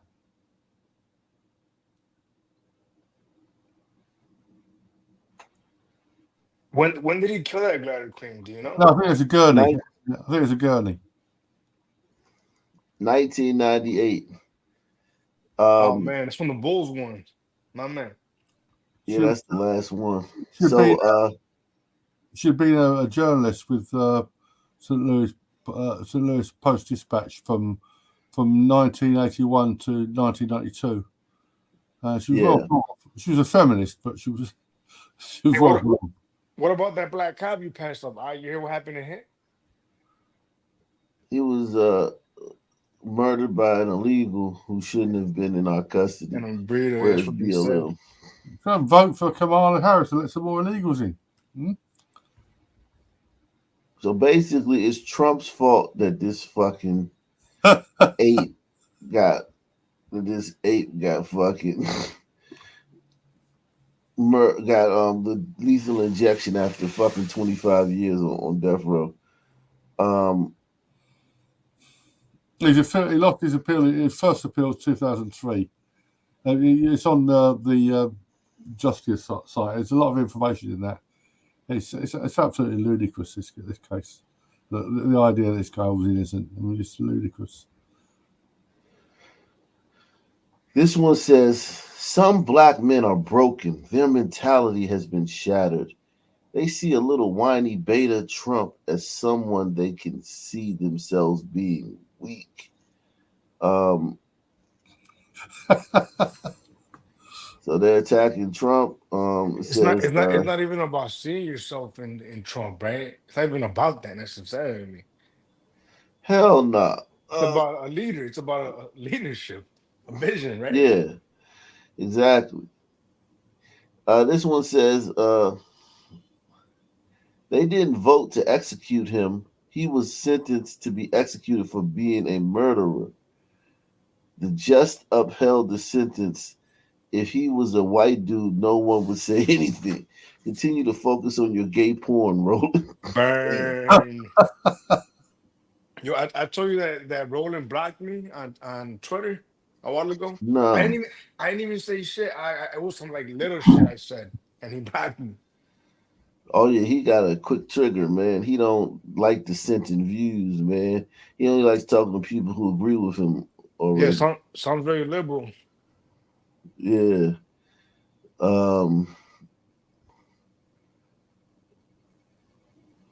Wow. That's just odd, man. That Roland Martin would want that guy to not be. Well, no, actually, he killed a white woman, so yeah, it makes sense. Damn, Roland.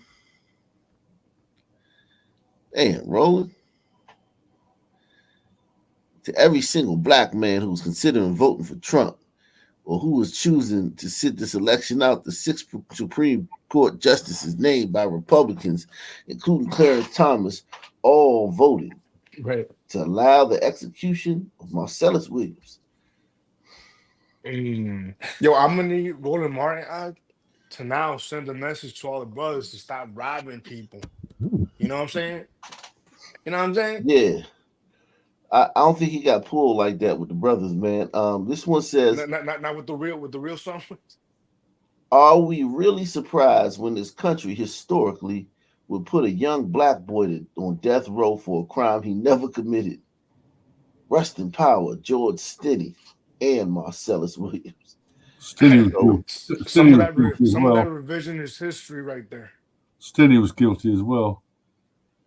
Yeah, of course he was. Guilty as sin. But yeah, I mean, but killing a kid though is still crazy though. Even though he did it, but it's still kind of crazy though. Yeah, by our standards, yeah. But maybe in those days it wasn't. But yeah, by our our the world we've grown up in, yeah, it's insane. But yeah, so they're going hard for this Marcellus Williams. Okay, so this. Let's see this Asian woman. We got an Asian woman about to speak on Marcellus, man. Imagine facing execution for a crime that you didn't commit. That's the reality that Marcellus Williams is living right now, and time is running out to save his life. Last week, St. Louis. This is so unreal. You got a fucking tiger woman. you got guys in the back, FYI. This is crazy. You got a tiger woman here trying to keep this son man. She tried. I mean, he's dead now, but she tried to keep that son man from getting executed. Damn, that is insane. Do you watch the news, Tiger Lady? County Circuit Judge Bruce Helton declined to vacate the conviction and death sentence of Marcellus, an innocent man on death row in Missouri. This means that Marcellus's execution will go forward on September 24th. The office that prosecuted Marcellus admitted that the prior administration violated his constitutional rights when they sentenced him to death and convicted him, including removing potential jurors because of their race. Keith Larner, the former assistant prosecuting attorney in St. Louis, testified that part of the reason he struck a juror from the case was because the juror was young and black, and that he thought the juror and Marcellus looked like brothers. Despite Missouri admitting serious errors in his case, Marcellus is just days away from being executed. This son man was in jail, like going to war with other inmates. He wasn't even just like a criminal. He was like a warrior. He was a jail warrior, thug, savage, animal and shit. He was like he was like that guy that was on Rogan. Yeah, like a general. real, yeah. He had a good last meal though. Chicken wings and fries. And this tiger woman is trying to like get him off and shit. Unbelievable. Executed. There's still time for the courts or Governor Parson to stop Missouri from making this irreversible mistake. We must do everything in our power to stop this wrongful execution, and you can help. Keep calling Governor Parson at 417-373-3400 and Think about if you're the governor and you're getting calls from people that don't know anything about the case. I mean, no, this woman knows nothing about the case. We should call and thank him. Staying out of it. Where's she from? I don't know. Him to stop Marcellus's execution. Duet, share, or make your own video using the toolkit at the link in our bio to encourage others to join. Wow, they encourage you to make your own video to have to spread propaganda about this fucking son, man. You should make one with that hashtag. Did you know Richard Branson put a full-page advert in the Kansas City Star the day before he was executed? No, I don't know who Richard Branson is. You know who Richard Branson is? No. He's the founder of Virgin Records, Virgin Play. He was executed? No, Richard Branson. Oh, before this guy was executed. Okay. Yeah, he put a full-page advert in the Kansas City Star. To try to get him off? Yeah. These people are evil. These people are wicked, man. These some wicked, wicked people, man. Branson's a knight, Sir Richard Branson. Yeah. These are some wicked, wicked, wicked, wicked people, man. It's a wicked world, dog. You know that. I'm telling you, man. Oh God, is this another tiger? No, it's a glider. As of about 10 minutes ago, the Missouri Supreme Court denied the Look, she looks like she's upset too. She looked like she's literally as really of about upset. 10 minutes ago, the Missouri Supreme Court denied the final request by Marcellus Williams' attorneys to stay fucking criminal for tomorrow at 6 p.m. Governor Parsons released a statement this afternoon saying that he declines Marcellus Williams' request for clemency to stay his execution. And it's worthy of note that Governor Parsons, during his tenure as governor, 11 people have been executed in the state of Missouri. This woman doesn't know anything about the case. If you asked her, hey man, so what about this? She wouldn't be able to fucking tell you. Right. You know how some men like saying it could have been me? Well, this glider queen, it literally could have been her that this I'm brother telling came you. across. No. This is sick, man. This is so disrespectful and sick. If they were just like, look, man, we don't believe in the death penalty, man. It's wrong. You know what I'm saying? That would be one thing. They're trying to tell you this guy's innocent. They're just saying it, just declaring it, like, yo, he's innocent. And he has not granted clemency once.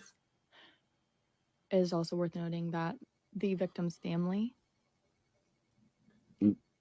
is on the side of allowing Marcellus Williams to live so that they can actually get closure, because a further investigation is warranted into who actually committed this crime. But regardless, any system that will send anyone away when the standard of beyond a reasonable doubt has clearly not been met. He's had 15 appeals over 25 It's possible. years. It's possible he stole that car that had her stuff in it. We can't leave that out. The same day they executed the glider, Travis James Mullis, and this deed was 10 times worse than this guy. Check out what he did. Absolutely unbelievable. Wouldn't that be some shit? I'll give you he stole that car. That would be crazy, yo. What a coincidence. When beyond a reasonable doubt standard has not been met, that is no system at all. He just want that black pipe. At this point, has already filled out the form, has been given the form by prison officials, and filled out the form of his last request of witnesses to his execution, whether he wants his last rites read. She's getting teary-eyed. Travis James Mullis, what he did, he murdered his 3-month-old son, but that doesn't say the half of it. Absolutely, it was unspeakable what he did. Why don't you just tell us, man? God damn, man, you keeping us in suspense, man. Well, me. Yeah. He tried. He was. I can't go into the detail. He's so sick. It's just unbelievable. He's so sick. Look it up. Travis James Mullis. We doing this one though, man. Let's see. Let me see. Look at this shit. I mean, this is insane. That they're. Well, you can't say they didn't have it in their back pocket. They definitely did, and now they trying to use this. They're giving him a Muslim funeral. They're giving him a Muslim funeral. Wow.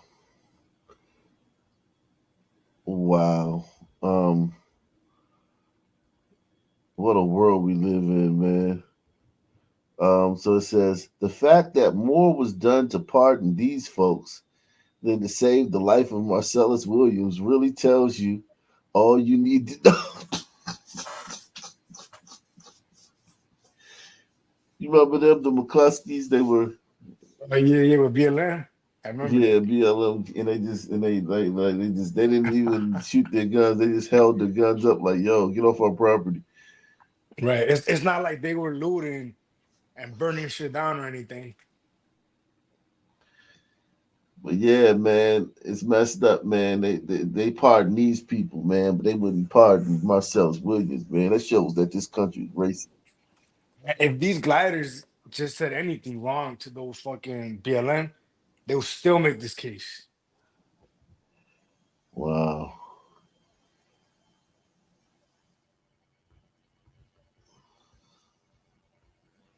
They're gonna try to make this guy a martyr. Wow.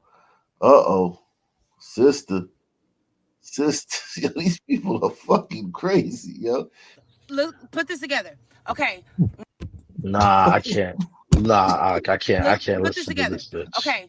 When this story first happened, they said that the lady, Felicia Gale, was unalive inside of her home. No DNA was found under her nails. Keep that in mind. None of that's true. Nothing she said is true. No DNA found under her nails. However, they did discover that there was a knife, which is a knife for the science, for the Normal scene, human and nails. then a bloody shoe print. Now, they charged Mr. Marcellus 10 months after. Mr. Marcellus had recently got locked up due to something that was completely unrelated to whatever this, this crime is right here. Another felony. They only charged Marcellus because there was an inmate in there who sat there and said that Marcellus admitted to him that he unalived Miss Felicia Gale. Listen, the inmate only said, I will only testify against Marcellus and get on the stand if you pay me. Followed by Marcellus' ex-girlfriend. Followed by his ex-girlfriend. They also stated that they know that this inmate is known to be a liar. Now, said that the ex-girlfriend got on the stand and her story was completely different from the inmate story, but they still pinned this on him. Follow me. Only a person that knows how to semi-clean a crime scene will sit there and say, let me scrape under your nails so that there's no DNA under there. I'm not saying it was a husband, but I'm saying it's not the husband. How? And they say that they found the purse or something of that nature. Well, I'm a woman, and I know women get bitter and they get grimy, especially girls from St. Louis. They get real grimy and they don't play fair. Why you I'm take sold. the She stand on convinced this me with that man, one. and all of it was bought about a newspaper article, and now you sitting here helping contribute to this man, sitting there saying that. So did the ex-girlfriend put the purse in this man's car? Or was the ex-girlfriend playing with or did the governor? Because she And worked this is for the some police department as a hardcore word reporter. salad, man. So did these people, this was an inside job. I can't get no more out because, y'all, put it together. Do your research. Put this together.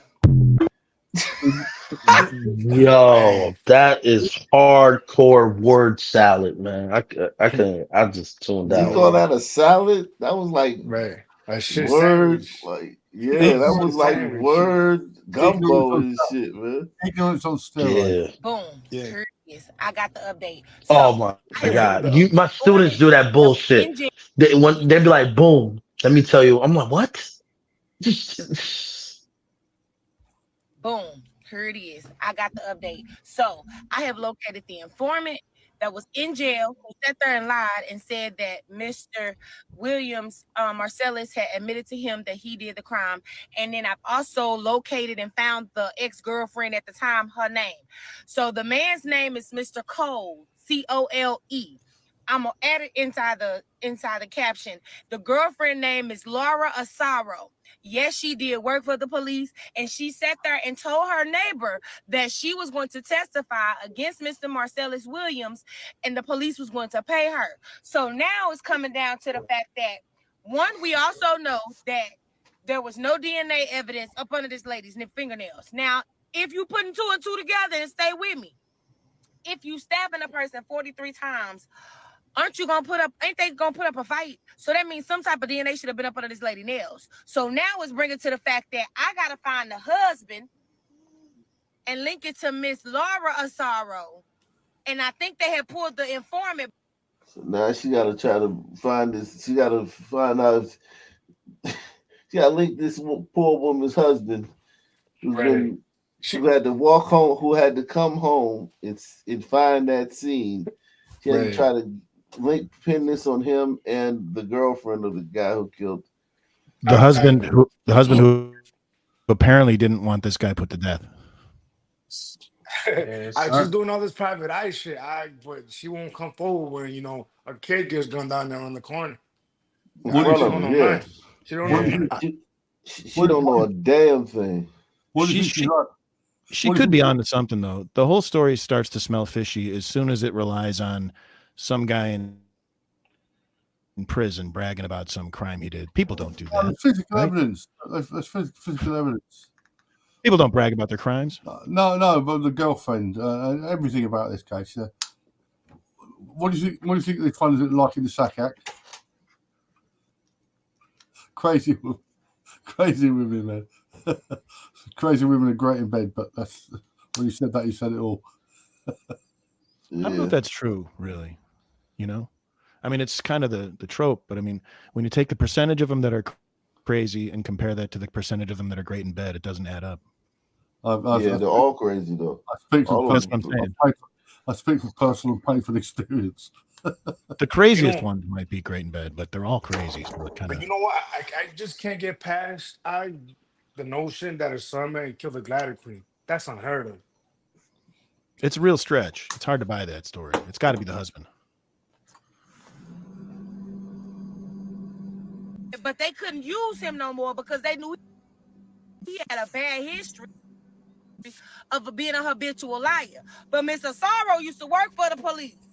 So I'm getting it that this lady husband had Miss Laura Asaro to do the deed, and he cleaned it up, or he did the deed and gave the stuff to Laura Asaro to put because she the one that turned it to the laptop into the police, and then she put the evidence in this man's car.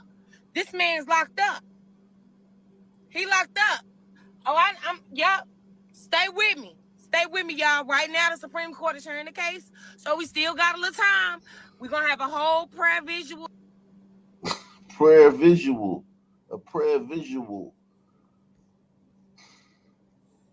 It's like hardwired into them to keep for the degenerates, man. Yeah, she's a degenerate. DNA, man. A prayer vigil? What in the fuck?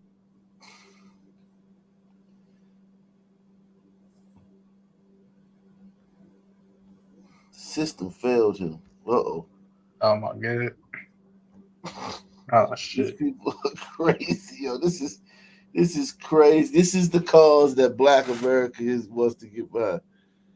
With the Black community. Why she didn't do? Good morning. I am actually speaking to you from the state of Missouri, the state that murdered my brother Marcellus Williams. And here's the first thing I'm going to address.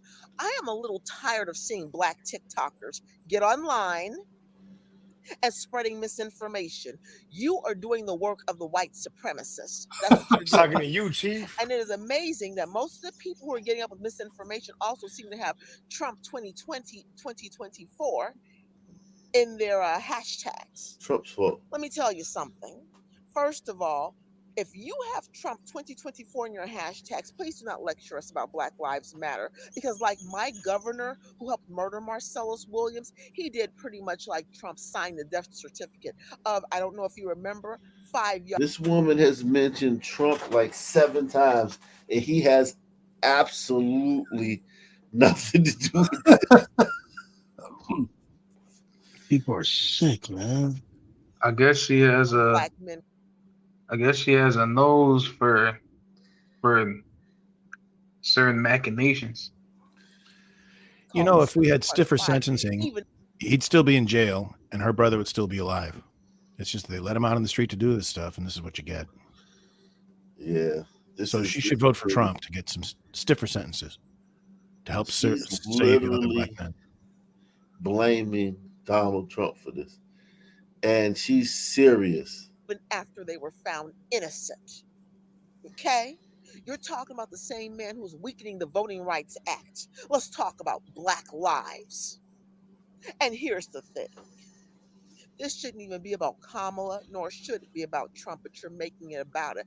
Black lives are not political pawn chips for you all to get clicks on here. This is not a game to those of us who have actually done the work and done just a little bit more than get on Got some TikTok Joy Reid and vibes. pontificate about Yeah, absolutely I thought nothing. that. She looks If dead you like her, want doesn't she? meaningful change in Missouri, the first thing you all need to do is stop sitting out elections and saying voting doesn't matter. Because do you know how the murderers of Marcellus Williams got into office? They were voted in by extremists. They were voted in by people who come every day, come often, and come all day. They don't care if there's an election for dog catcher. They are out here voting, and they are voting for their lives. And I need Black folks to get up and start voting for their lives in a meaningful way. Let's stop all this bickering on TikTok, talk about what Kamala Harris could have done. What you can do, and I'm going to tell you what meaningful change is. Register to vote. The deadline is October 9th. Make sure you have proper ID because they will be cheating this time around. Because when they are afraid, they cheat. Make sure you have proper ID because they'll be cheating this time. I guess you could say she knows it's some bullshit going on.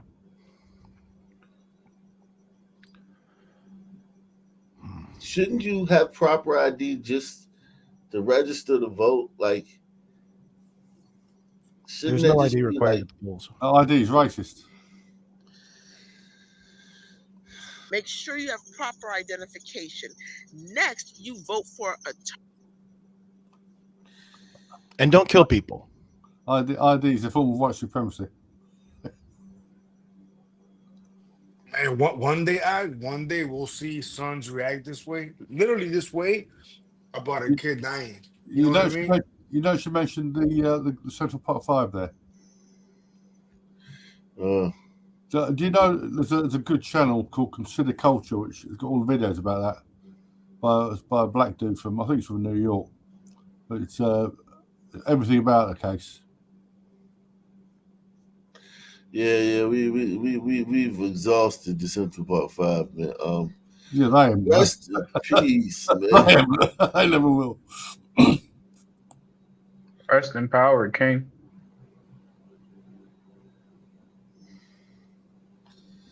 Yeah, man. Texas pardon of killer of Black Lives Matter protesters sends a chilling message. So it says, they pardoned, not executed Daniel Perry, a man who actually and admittedly killed Garrett Foster, who was a Black Lives Matter protester who was white. But somehow, we're supposed to believe Marcellus Williams deserved to die and his execution was justice. He hasn't been tried yet, Daniel Perry. No, this is a Daniel Penny from New York. This is Daniel Perry hasn't been tried. He hasn't been tried yet.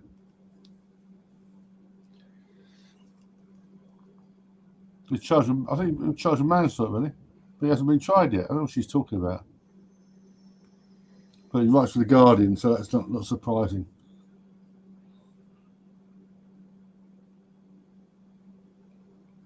This one says, oh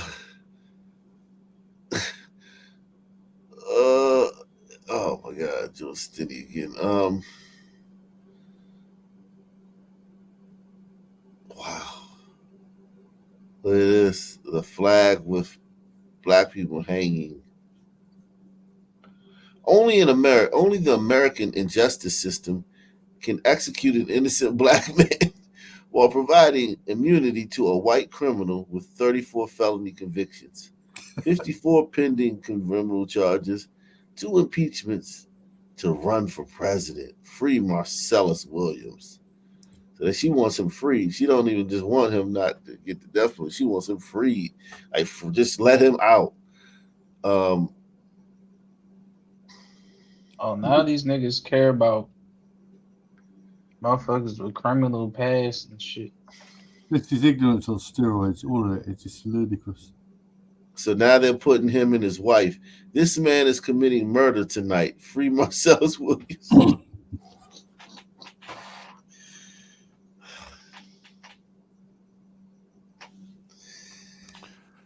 Hey. God, dog.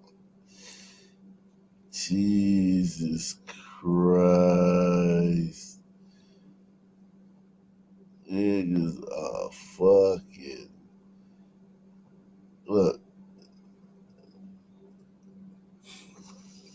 Jesus. So the governor, who had nothing to do with anything, he's just the governor, is being called the murderer, and the murder with 14 prior felonies. He's supposed to stay this guy's sentence because some sister on TikTok said he was innocent. That's the way it's supposed to work. Yeah, and he violated, man. He violated the first commandment of TikTok, man. So yeah, he getting what he got coming. Oh, another sister who probably hasn't done an ounce of research. I wonder if Miss I Gail have come to the conclusion that a lot of you are dead inside, and there's no fixing it. We are not having the conversation about Marcellus Khalifa Williams from a civics standpoint. We are not having the conversation about this innocent Black man being executed because we are playing X's and O's with who does what and why. Yes, we know that the governor grants clemency. That doesn't have shit to do with the president and the vice president actually using their voices and the power of their positioning to say that the shit is wrong. You all act like presidents have never come out after the fact condemning something. And with this being just a month away from an election, you would think Kamala will be using her platform to show why Republicans are the bad guy. If Single that's lady. really the case, you all continuously sit around and fearmonger people into this Trump is going to be worse. Because what exactly is worse than a president not saying shit about an innocent man being executed during their administration? I don't give a goddamn about a Democrat, a Republican, or none of it when an innocent man is about to be executed. And the people who just so happen to call themselves Democrat and say that they care about democracy are showing that they don't give a damn about the people. So maybe y'all should focus less on civics and more on civilians. She sounds like a lot of fun. Yeah. Yeah, I'm sure she's married. Wow, man, this is insane. This just shows you the depths of how, like, when y'all try to say, looks like the tide's turning, the country's no, man. These people are. Look at this white woman. Watch this white woman. Wow. The Innocence Project has confirmed that just in the last hour, Marcellus Williams was executed by the state of Missouri for his conviction in a 1998 murder that he insisted he did not commit. It comes despite strong opposition, including from a top St. Louis prosecutor, as well as the family of the woman Willis was accused of killing, who said he should serve a life sentence instead of the death penalty. And as several questions still surround the case that brought his conviction. Williams' attorneys claim that the prosecution mishandled the murder weapon and had improperly struck prospective jurors because they were Black. But yesterday, Missouri Supreme Court and governor ultimately refused to intervene. And tonight, the U.S. Supreme Court rejected 2 appeals to spare Williams' life over the objection. Now, here's the sick part about it. I think she's actually read the evidence. I think she knows he's guilty of sin. As opposed to the TikTokers who are just fucking morons. And she's still promoting this bullshit. Of the liberal justices, Ketanji Brown Jackson, Elena Kagan, and Sonia Sotomayor. Williams is the 3rd inmate executed in Missouri and the 15th in this country this year. He was 55 years old. He will never be older because Missouri is a state and we are a country that maintains a system of official killing without mercy, even amidst evidence of innocence. Boo-hoo. Boo-hoo. It has been confirmed that Marcellus Williams has been executed. 55-year-old Marcellus Williams was convicted in 2001 of murder of Felicia Gale in Missouri. 2 witnesses testified at Marcellus's trial saying that he confessed to them. But what's very important about those 2 witnesses is that they were incentivized to testify. They were given $10,000 worth of reward money. That's not true. The girlfriend never got a dime. She never asked for a dime. She never asked for a dime. She only testified when he got the 50-year sentence because she was terrified of him. And it's like everybody's saying he's innocent.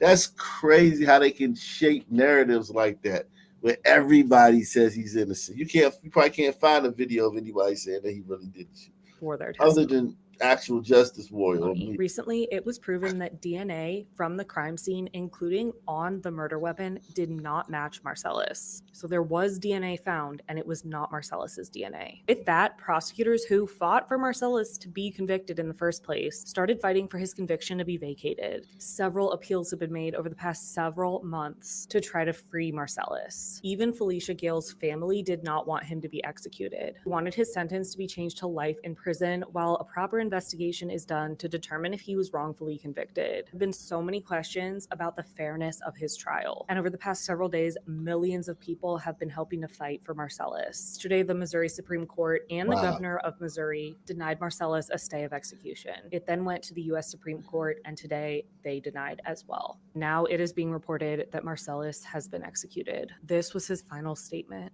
I cannot believe that this actually happened. Rest in peace, Marcellus.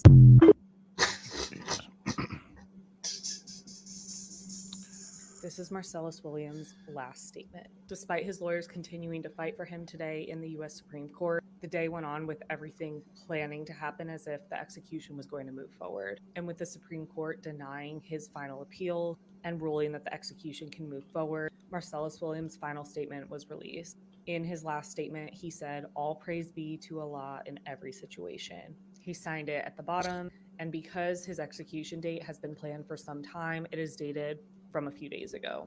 This is not justice. Even the family of the victim did not want Marcellus to be executed. The lawyers who prosecuted the case did not want Marcellus to be executed. He had to appeal all the way up to the Supreme Court, and he still did not get a stay of execution, despite there still being so many questions about his guilt. But like his lawyer said, let this not be in vain. This should never happen, and it must not continue. Rest in peace, Marcellus. You had so many people on your side, and I'm so heartbroken. Heartbroken, yikes. Yo, No this solution. this makes you lose faith and kind of like, you know what I'm saying? Like it's a hopeless situation, man. This is hopeless. You had so many people on your side, and I'm so heartbroken for you and your family. This has consumed her for the last. This has consumed her for the last 8 days. But let me guess, her thought process. We know who to blame for that. Not DNA. We're gonna blame the Trump. The I chosen. know The damn well Jews. you dog smelling motherfucking piece of shit. You know what? This shit might get me banned, and this is my last strike. But bitch, I don't give a fuck. Y'all done killed that motherfucker, man. Y'all done killed that innocent man, bro. You done killed that innocent man like you God or something. Ain't now one of you gods, bro. Ain't now one of you gods, bro. And that shit starting to like piss me off that you motherfuckers walk around this bitch like you gods, like y'all run shit, like y'all own shit. And pussy ass cracker, you scared. You scared. That's why you stay and live the way you live, because you scared. And that's why you keep trying to kill all these indigenous people. This guy needs to pay his light bill. Oh, there it is. I get to pretend. That little power that you got is something. That shit ain't nothing. And when this shit fall, when this shit crumble, your protection is gone. Oh, we're gonna be looking for you. Yeah, once. Yeah. Trust and believe. And better yet, for all my witches out there, scalp them. And all my women that do voodoo, get to work, baby. Cause he deserved a couple of visits from a couple of demons. He deserved that. He starts putting roots and spells on these motherfuckers. Some shaman Since spells. y'all want to exercise y'all problems, right? Y'all want to exercise y'all power, right? This materialistic bullshit ass power that don't really exist. Then we should be able to exercise our power. Doesn't exist. You know, the true essence of who we are. You know, the same power that Hades just beat y'all ass. The same power that the Haitians had y'all motherfuckers running out the goddamn jungle out that motherfucker. Yeah, we are them people. I am my ancestors. You understand? And y'all motherfuckers doing all that. Man, no, that shit pissed me off to see that shit, bro. That shit pissed me wipe off to niggas see up. that shit, bro. I'm Protests. Choctaw. I'm Choctaw. Once the niggas say indigenous, you already know what time it is. Pretend he a Choctaw. Come on now. Okay, are you a Choctaw? Marcellus Williams, innocent. Inna lillahi wa inna ilayhi rajiun. Marcellus Williams, innocent Muslim brother, has been killed. Yes, I murdered got today DJ Khaled caping for in you. the state of Missouri. Despite all the evidence which were for him, they executed him. Here's the video. The Innocence Project has confirmed that just in the last hour, Marcellus Williams was executed in Missouri, and the fifth. You know, I'm still, like I said before, I don't believe in the system, the criminal justice, and I'm satisfied with it. And we are a country that maintains a system of official killing without mercy, even amidst evidence of innocence. Whatever Allah determines, you know what I'm saying, I'm satisfied with it. Whatever, you know, so I already been right there at that moment. And I, you know what I'm saying, there's nothing changed about it. You know, I'm still, like I said before, I don't believe in the system, the criminal justice system. I don't believe in it, you know what I'm saying, to that degree. But I know that it can be used for good as well. So if good come out of it for me and for my family and for all those that's been supporting me, then all praise be to Allah. There's a little supplication that the Prophet Muhammad, peace and blessings be upon him, he used to say, oh Allah, if life is good for me, then give me life. If death is good for me, then give me death. You know what I'm saying? So that's how I feel. You know what I'm saying? I say the same. Such a victim, man. You know, he seems Con like man. he seems like a level-headed guy. It's kind of a shame that he'll never be able to rob and assault people again. Straight up, It's straight up too con man. Yeah, it's too bad that his ancestors were not sent towards the areas for the slave trade over there. You know what I mean? Yeah. If Kamala really fucked with the black community, why she didn't do? Good morning. Oh, I this am lady actually just- speaking to you from the state of Missouri, her the state again. that murdered my brother Marcellus Nice Williams. juice. Her again. And mind you, these 15 felonies he had, that's just the times he got caught or convicted. I mean, I'm sure he had plenty of other Yeah. felonies that were kicked down to misdemeanors and, you know. Or tossed. Yeah, Yeah, I don't think we lost anything here. Yeah, some men do so much shit and don't get caught. Yeah. Hey, Jimmy, I resent that statement you said, bro. Nobody deserves to die, bro. All right? I know what you're saying.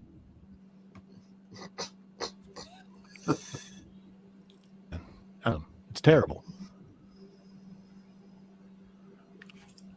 Hello, everyone. It's Professor JBA. And listen, I am coming on right now with a very special request for everyone to please call 816-889-2337 in attempts to help the Innocence Project and many hundreds of thousands of Americans that are making calls right now to the governor of Missouri in efforts to help save the life of Marcellus Williams. For those who do not know, he's an American. He is innocent. He has not been, by the evidence, proven to be guilty of the crime that he is being charged for. But more importantly, he should not be executed for something, again, that he is innocent of. So please make sure you call 816-889-2337. I hope that this message reaches as many people as possible. But the Innocence Project, the Williams family, the state of Missouri, who has hundreds of thousands of students and other American citizens calling, advocating, marching, organizing, and communicating with as many people.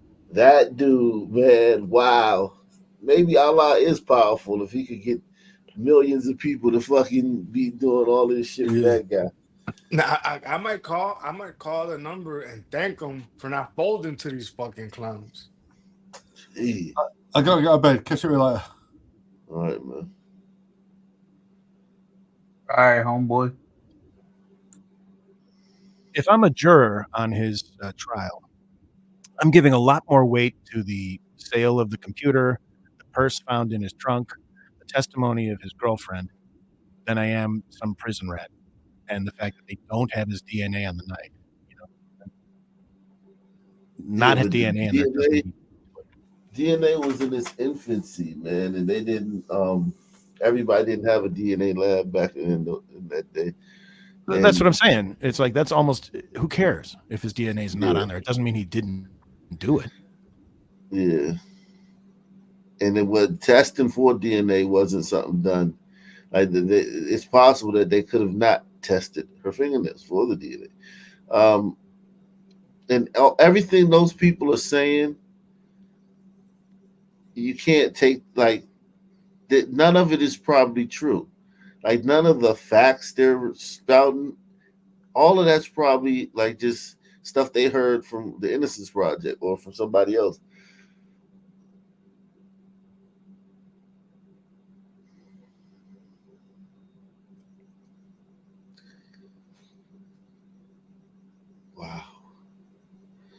He got murals. If I ride down the street and I see a mural of this dude, I'll be like, wow. Man, that should be crazy. Yo, do you remember when the Taliban took Afghanistan and there was videos of them painting over George Floyd murals? Do you remember that? When the No, I didn't Talib see it. when the Taliban took Afghanistan back, they were literally painting over murals of George Floyd, bro. Think about that. In Afghanistan? They're evil. I'm saying though, like they have murals to George Floyd in Afghanistan, bro. No, I no longer support the Taliban.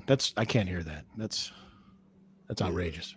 Look, that's one thing that they got right. I'm an objective man. I can give credit where it's due. You know? Yeah. This is The Taliban fell off, man. This is some actual crazy shit though, man. This whole situation with this guy, millions of people were supporting him. Wow. All it takes It's the culture now. All it takes is a white dude doing something to a black person or a thug to galvanize niggas all around the world. Yeah. It's this week. Next week it'll be another guy or another cause that's equally stupid. Yeah. Well, like I said, man, that community prints out these dudes off the fucking presses like a motherfucker, you know? Case, again, according to the facts and evidence of the case, is as follows. On August 11th of 1998, Williams drove his grandfather's Buick to a bus stop and caught a bus to University City. Once there, he began looking for a house to break into. Williams came across the home of Felicia Gale. He knocked on the front door and no one answered. Williams then knocked out a window pane near the door, reached in and unlocked the door, and entered Gale's home. He went to the second floor and heard water running in the shower. It was Gale. Williams went back downstairs, rummaged through the kitchen, found a large butcher knife, and waited. Gale left the shower and called out, asking if anyone is there. She came downstairs. Williams attacked her, stabbing Gale 43 times, inflicting 7 fatal stab wounds. After that, Williams went to an upstairs bathroom and washed off. He took a jacket and put it on to conceal the blood. He washed up in her sink. And they're talking about there was no DNA under her fingernails. Blood that was all over his shirt. Before leaving, Williams placed Gale's purse and her husband's laptop computer and the black carrying case that the laptop goes in his backpack.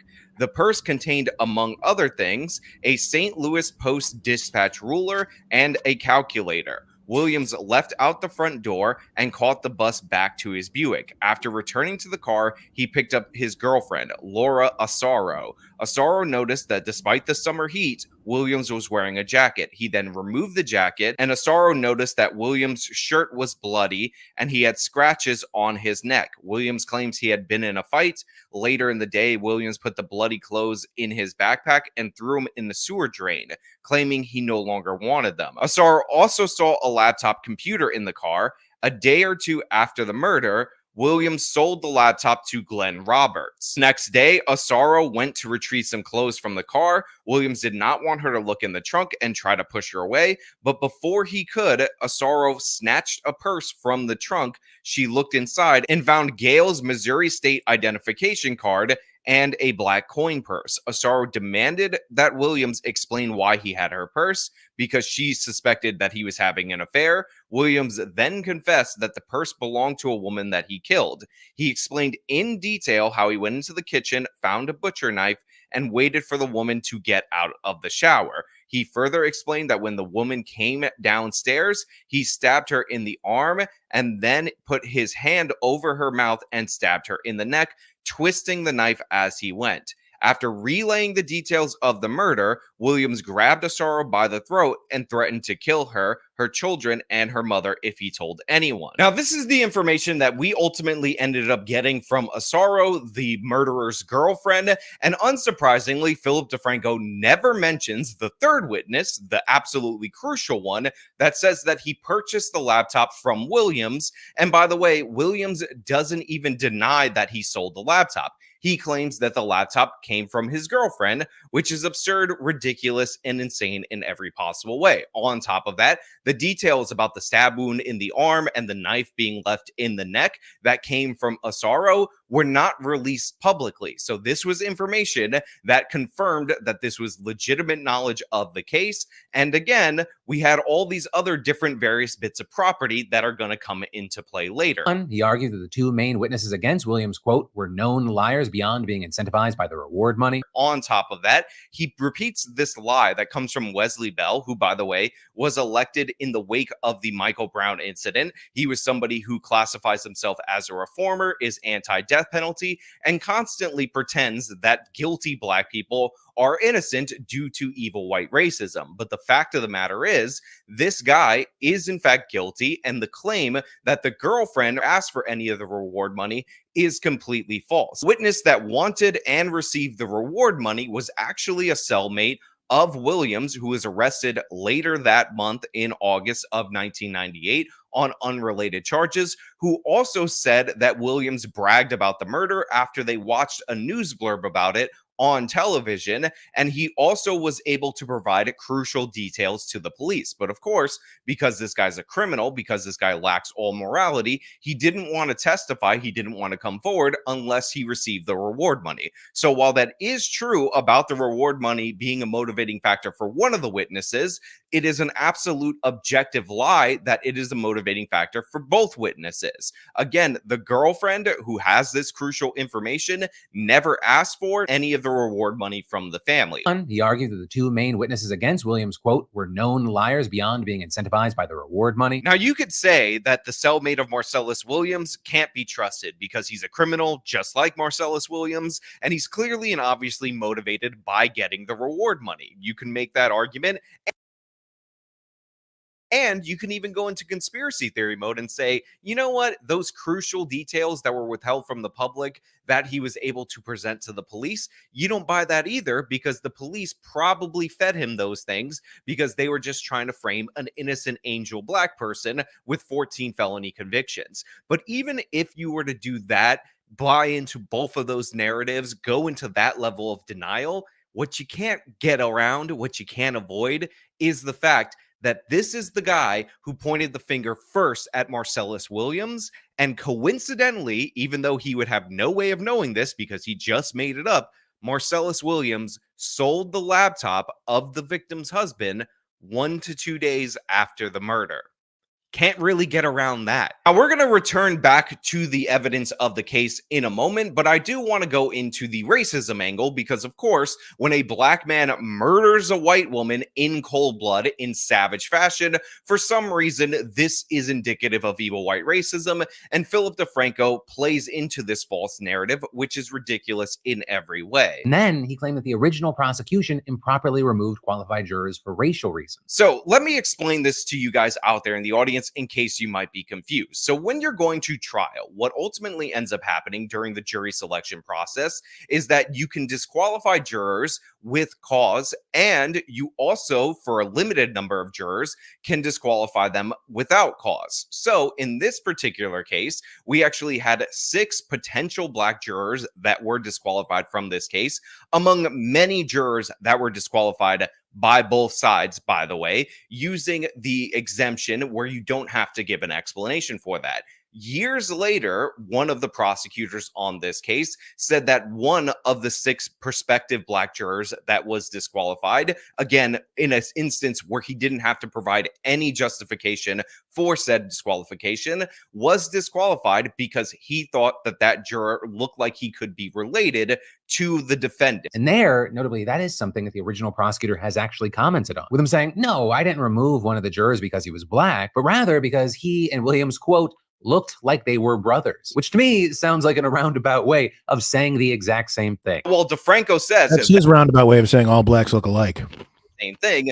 The fact of the matter is, it's absolutely not a complicated way of saying the same thing, because that was one specific black juror that happened, according to the estimation of the prosecutor, to look too much like the defendant. And maybe he was worried about the fact that if they looked related, they might actually have some sympathy for the defendant and thus mess up the case. But again, it is totally protected for you to be able to disqualify X amount of jurors without cause when you're going into a trial, and this power extends not only to the prosecution but to the defense. So for Philip DeFranco to make the claim that the prosecutor, when by the way he didn't have to give any justification for disqualification, admitted years later that one of the 6 disqualified prospective black jurors looked like the defendant, and that is the reason why he disqualified them, and change that to, oh, that's the same thing as disqualifying him for being black, is absurd in every possible way. Obviously, this is a distortion,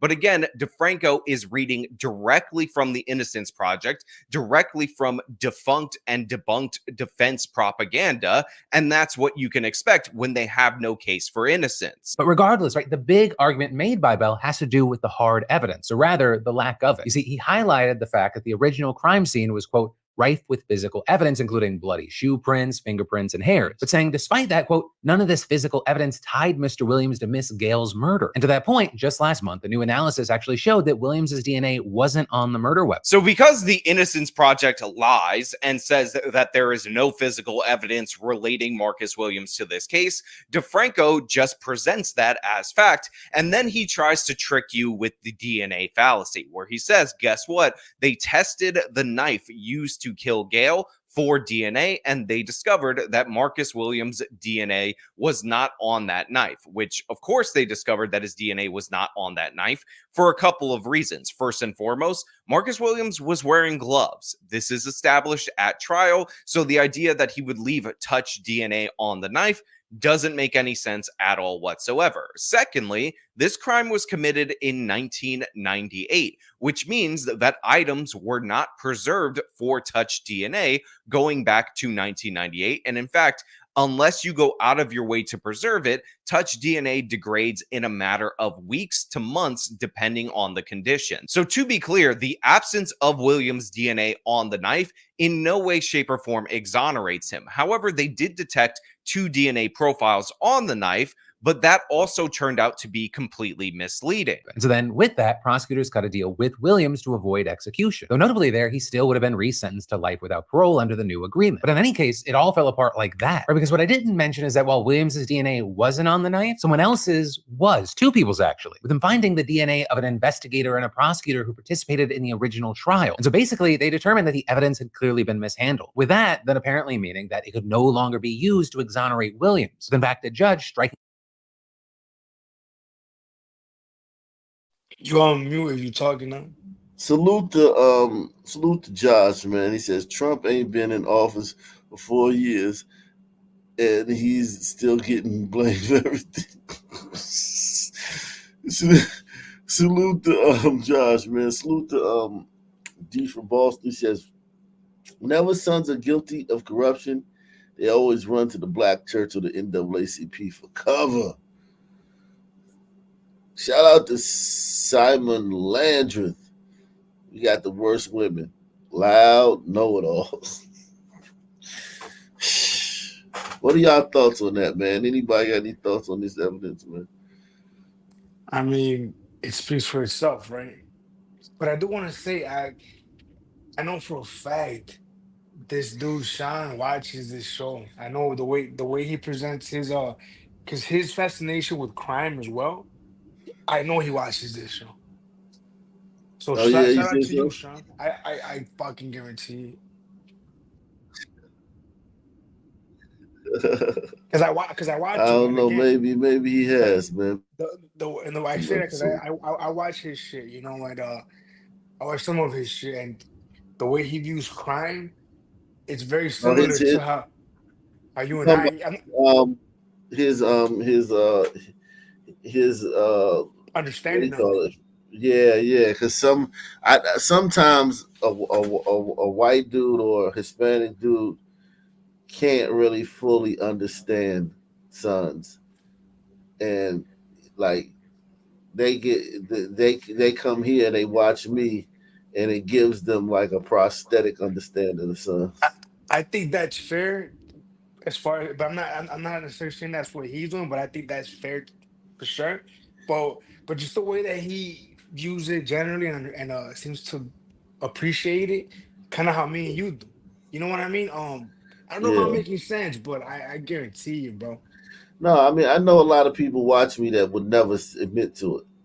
I know that. I know there's a lot of other YouTubers that watch me that would never in a million years admit to it.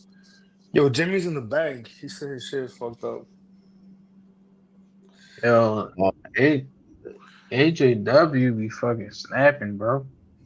Yeah, he does a good Yeah. job for sure. He got his good old research down, man. Yeah, Yeah, I love how he yeah. presents the numbers and the figures, man.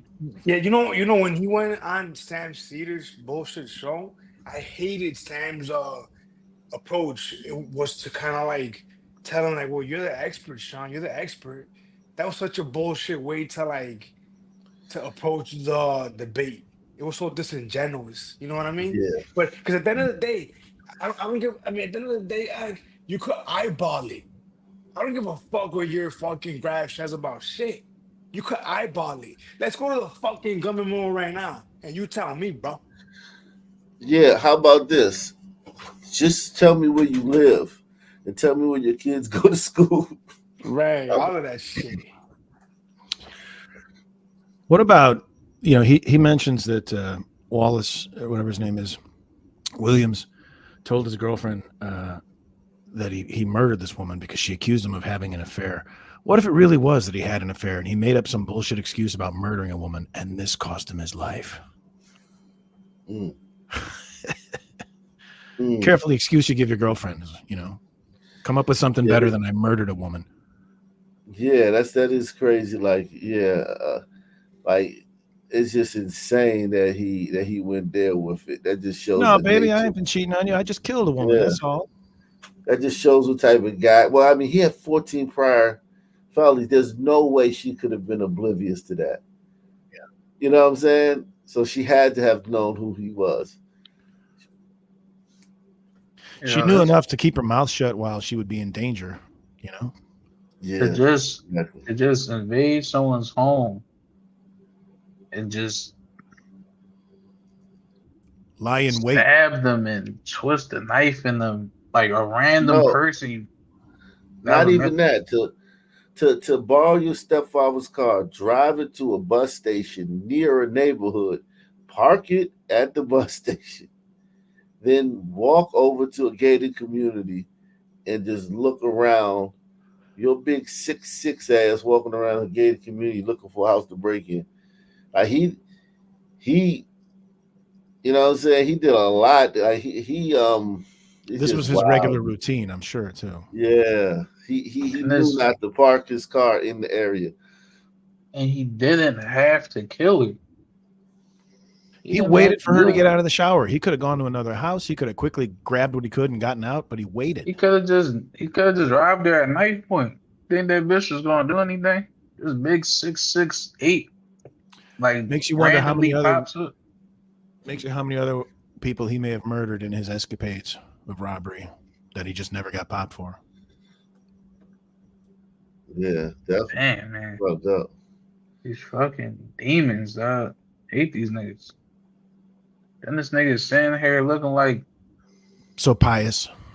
Looking like he just joined the fucking NOI with the glasses on and shit, trying to look sophisticated. Glad this nigga dead, dog. Hey, this nigga too many pills, man. Fuck this nigga, dog. I don't believe in hell, but wherever he at, I hope he getting shitted on by Arabs. Damn. Hate this. I don't even want to look at this nigga, dog. I'm about to click off the screen.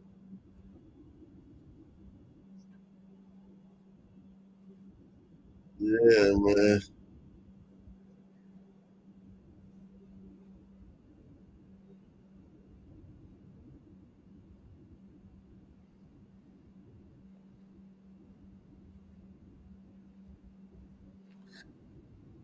Unbelievable, man. Unbelievable, man. Great show, guys, man. Let me get some rest, man. This one right here really got me like, yo, millions of people are supporting that guy, making TikToks, writing letters, signing petitions, There'll be another calling the governor, doing this, doing that. Same black time, same black channel. Out of here. Peace out.